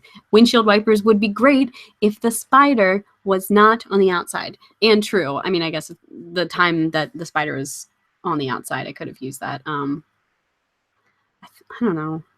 As much as I hate spiders, I also like hate killing them too. I'm fine with other people killing them.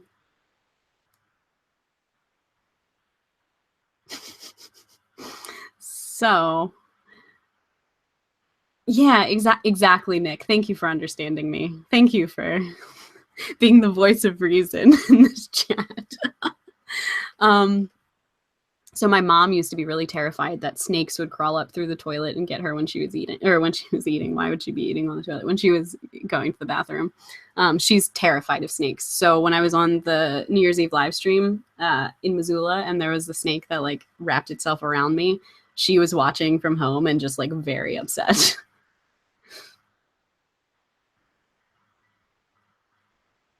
Spiders are in danger when you're not observing the speed limit. I mean,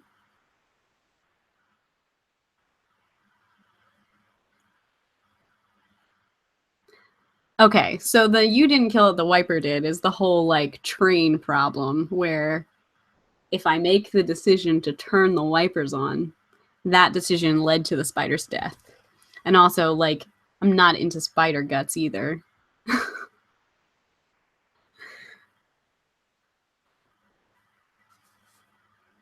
Fair. The whole all of spiders need to know that if they are in close proximity to me, they are putting their lives at risk. It's just how you don't go near animals that you know will want to kill you. Same thing should be for the spider. knowing about me. Just in general. I'm gonna get somebody to get you.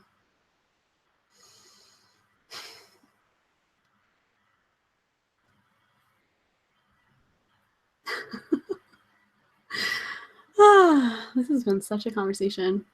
I feel like I need to do the Dear Hank and John thing where I'm like, today we learned that the difference between supporting and being against genetic engineering is morality, which is a figment of society, a thing that we made up. Today we learned that time doesn't exist. Today we learned that you can't actually hug Abby.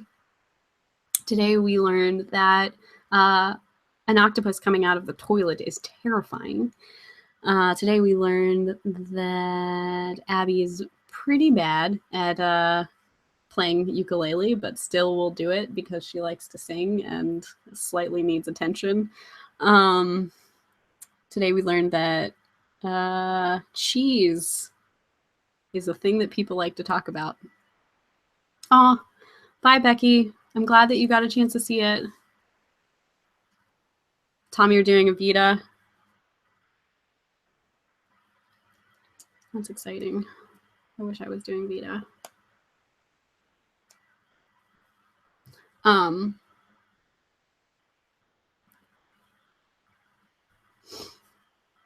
Yeah, so we learned a lot of things today. We learned that peas are gross and should never be in anything. The octopus coming from the ceiling reminds me. Oh yeah, this live stream is brought to you by Flat Earth. An octopus coming from the ceiling reminds me of the movie Grudge. Has anyone seen Grudge? The Grudge where the girl is in like the corner, the like spirit angry girl is in the corner and she like I don't know, it's just like dark and scary.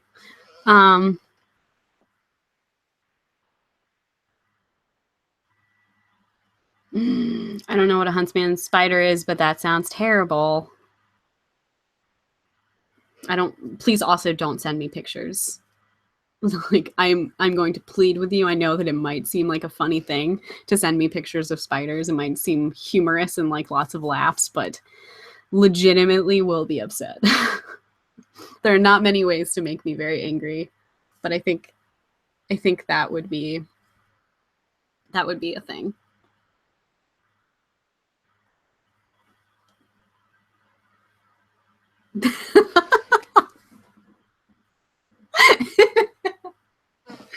So I'm laughing at the Lady Gaga comment. Imagine something is coming down from the ceiling.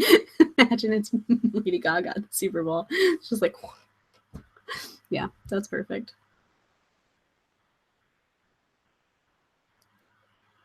That was quite an entrance. My favorite thing was how freaking quickly everybody was gifting it on Twitter. Like, seriously, it had just happened and suddenly all of the things.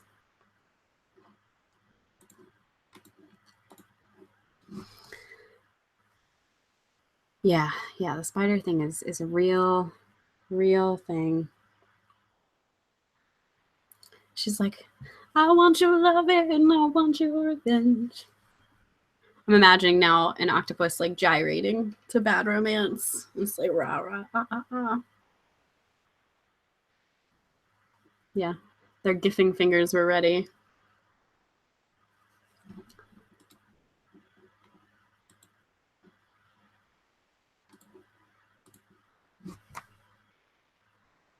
Da, da, da, da, da. Should have never thought of that because that song's gonna be in my head for the rest of the day as I drive to Sheets.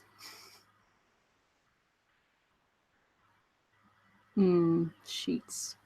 They used to have really good quesadillas too, evidently. So to give you a little bit more background on Sheets, my brother and I, when we would go hiking, would always stop at Sheets and get like subs and take them on the mountain to eat. So I always think about hiking when I go there too. Gifting fingers sounds like an insult. That sounds good. Thanks, Rachel. I actually really have to pee right now, so eventually this is going to have to end. Enjoy your evening. Remind me, or let me know if you're going to be in DC.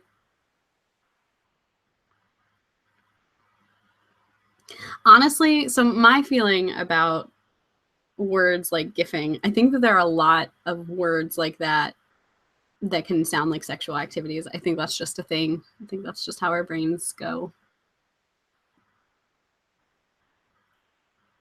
See, if you want to send me pictures of Lady Gaga octopus, I'm fine with that. Actually, feel free right now to tweet me pictures of Lady Gaga as an octopus with hashtag Lady Gagtopus, because I like that. That's funny. Not Lady Gagtopus, because that does sound dirty.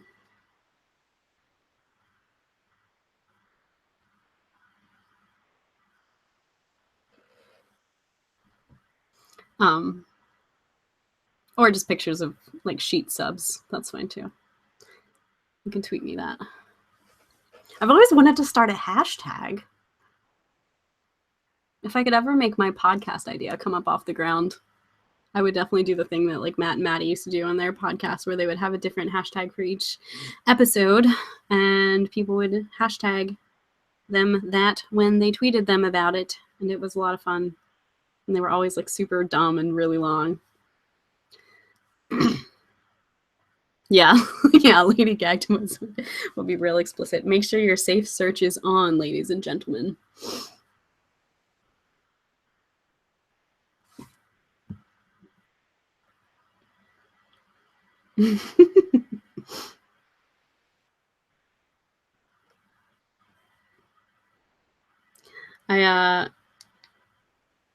Yeah, cheese science. That's an excellent name. Excellent hashtag for this one. Although I'd imagine other people might have used that. I got my first tweet, guys. Yes. Excellent. I can't believe this is a real thing. What is that?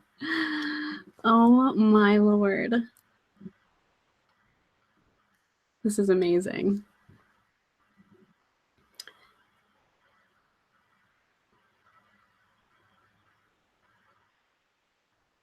Why are y'all sending me videos when I can't look at them?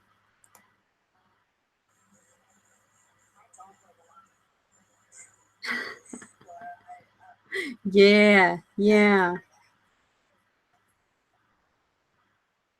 Andy, guys, I just want you to know that Andy just sent me a picture of a cartoon spider.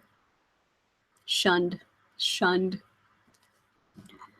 Ah, you guys are great. This makes me so happy. I might not have gotten anything done today, but this was great.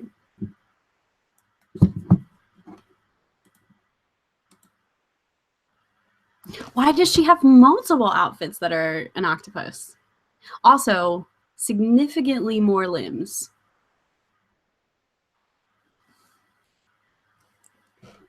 I'm so confused right now. But like, hashtag Lady Gaga, right?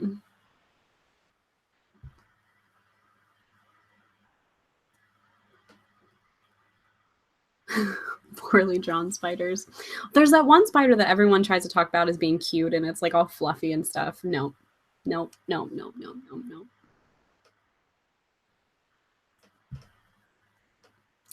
She's such a visionary. This is so interesting to me. Oh, I'm assuming they were all from the same tour. I'm assuming she had like some tour where she's like, this particular number, I am going to be an octopus with way more limbs. Way more limbs.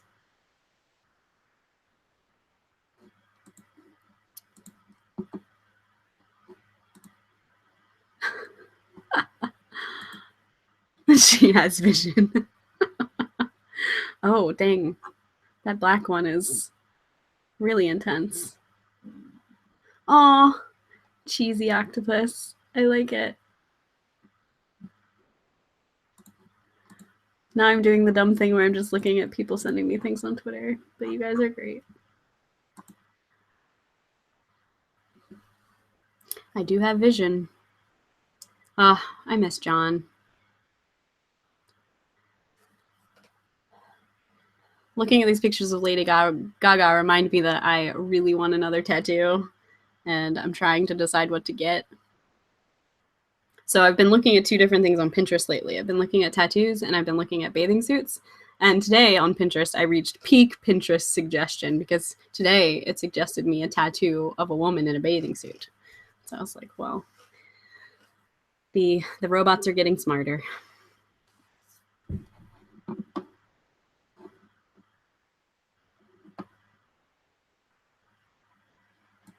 Ooh, yes, Andy, I will call you. I 100% will.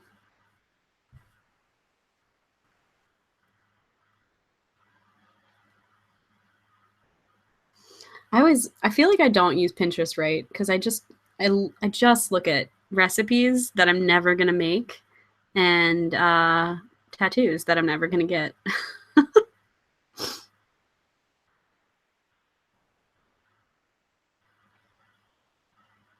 Yeah. Well, and that's the thing is I feel like my feed now on Pinterest is so much picked for me and so little like the people that I follow.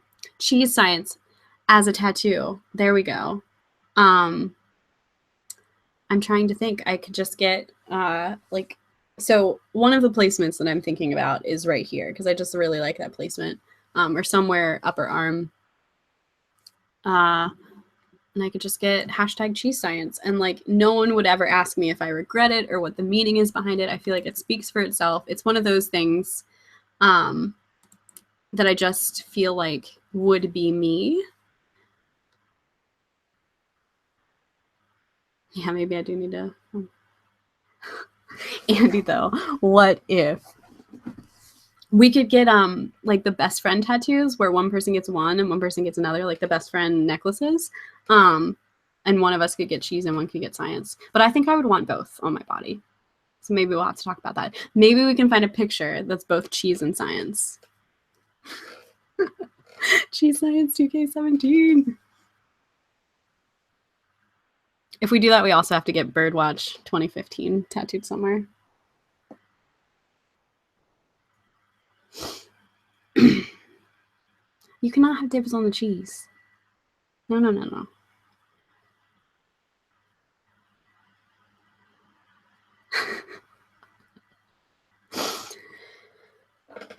I don't know what I would do with my life if I got to the point where I tattooed something on my body that had a hashtag March for Cheese Science.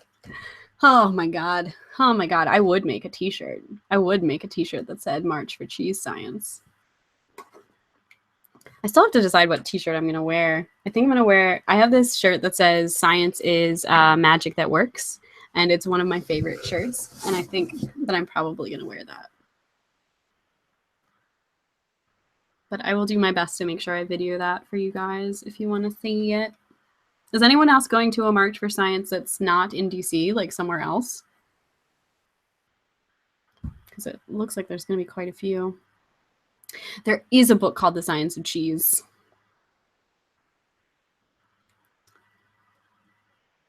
Science is pretty cool. I used to have this book. I wonder if I still have it. And it was like gross food science or something. And it was for kids, but it was talking about all of these different cool things that you didn't know about food and how it was made. And so like it told you about how cheese is made. It told you about how like a lot of ice cream has seaweed in it. And it was talking about like weird food discoveries and stuff. Doc, look, Andy knows all about cheese engineer positions. So in one of my videos, one of my unemployment diary videos, which was before a lot of you guys were around, he found a job that had something to do, it was like working in a cheese factory. And so we had a whole conversation in cheese puns about how we should, or it was like we were talking about how to make his cover letter and it was going to be a bunch of cheese puns. Do it, Max. March for Science UK. Earth Day, April 22nd. You tell the world that science matters and peer-reviewed journal articles are important and evidence-based science is necessary. Food science is really super interesting, though. I've plugged this book 1,050,000 times, but if you are interested at all in science and anatomy and a little bit food. There's this book that Mary Roach wrote called Gulp that talks about your digestive system, and it obviously starts with a little bit of food science. So it's like it starts with the food, and then it goes to your mouth, and then it goes to your stomach, and like it's just this whole really cool book talking about how digestion works. You cheddar be there. Oh my god, cheese puns are the best puns. If I was gonna do merch, I would have a block of cheddar, and it would be cheese puns are the best puns, and some sort of cheese pun, maybe a cheese pun on the back or something. It would be like you cheddar, Brie, leave it. I used to think being like a food inspector would be a good idea, because then I'd get to go to cool places and try food. But then I realized I'm super picky, and so that would probably not be a good thing.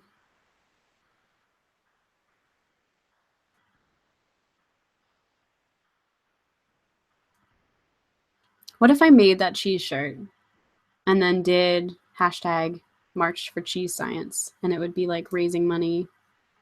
That'd be so fun. You're right, Charlie. Definitely. There needs to be, yeah, it would be a cheese pun. And then it would say, cheese puns are the best puns, hashtag March for Cheese Science, 2K17.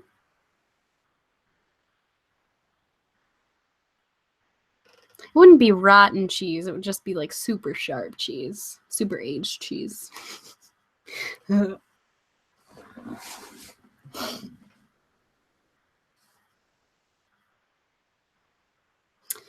Okay.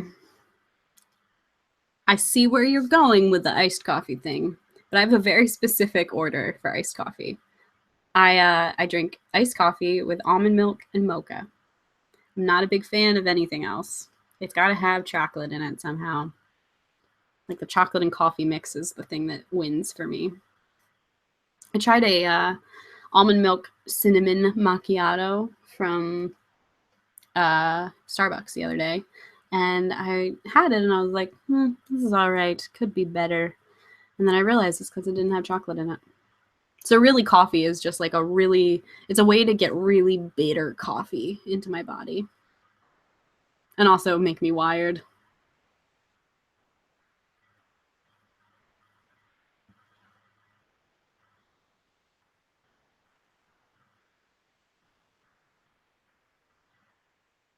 Does that make me a little worried about myself? Maybe. Yeah, definitely. I mean, honestly, so much of my life is figuring out how to use different types of foods as vehicles for chocolate. Vehicles for chocolate and vehicles for cheese. And to a lesser extent, vehicles for ranch dressing. Am I American?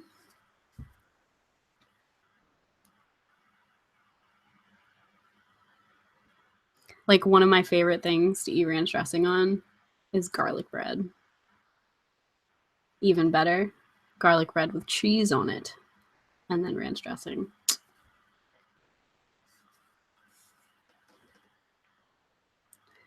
If you want to hear a weird thing, I used to be into trying weird food combinations, and there are like buffet style restaurants around where I grew up that my family would go to on Sundays, like my whole family.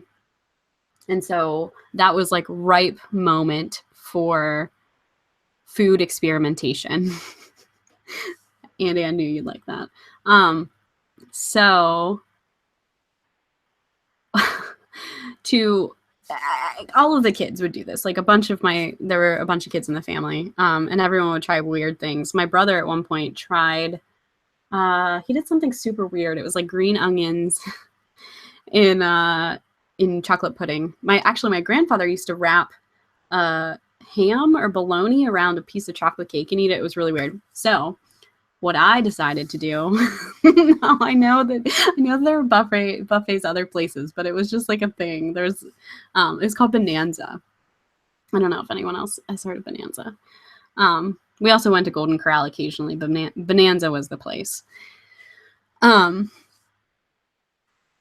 Anyway, so I decided one day that I was going to get ice cream, and then I put the little square chunks of ham in it and shredded cheese and eat it. And it like wasn't the worst thing in the world. So I told everybody, no, like this is how I like my ice cream. And so every time we would go back, I'd like have to get the ham and cheese. And the thing is, like, the ham was actually okay because sweet and salty is pretty good together. So like the saltiness of the ham, it was totally fine. But cheese and ice cream, I mean, I love cheese and I love ice cream. And it feels bad to say that cheese is not good in something, but I don't know. That was weird.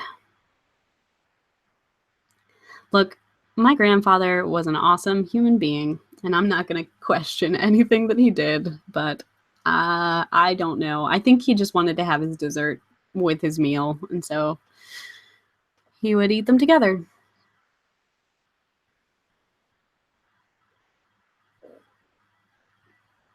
Yeah, yeah, I totally invented bacon ice cream. Right, Charlie, I was just sitting here thinking that, like, it is conflicting dairy. Like, it's both cheese and ice cream, and you'd think, like, dairy, it would be fine, but mm-mm. All right, I'll see you, Tom. Thanks for stopping by.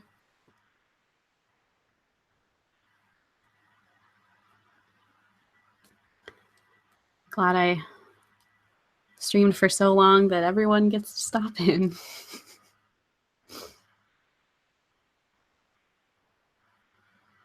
Yeah, time efficient. That definitely would have described my grandfather.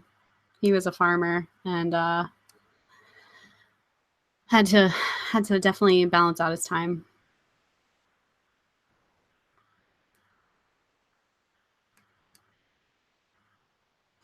I do feel weird about making that comment about buffets. Sorry, guys.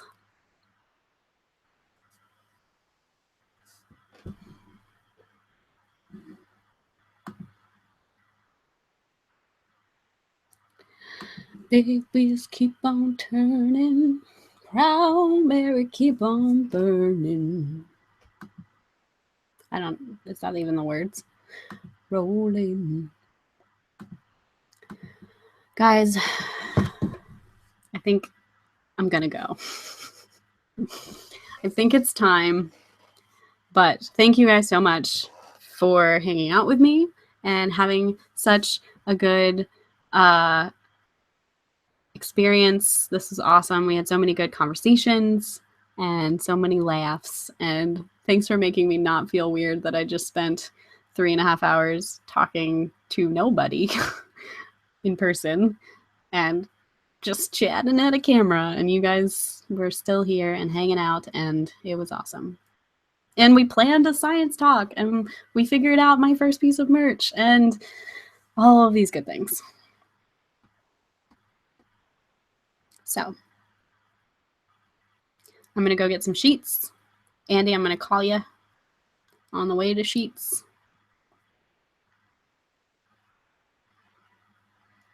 I'm like just waiting for the chat to catch up.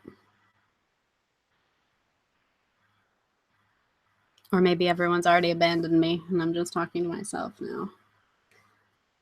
Because I eat ham and cheese in my ice cream, and who would want to be around that kind of freak of nature?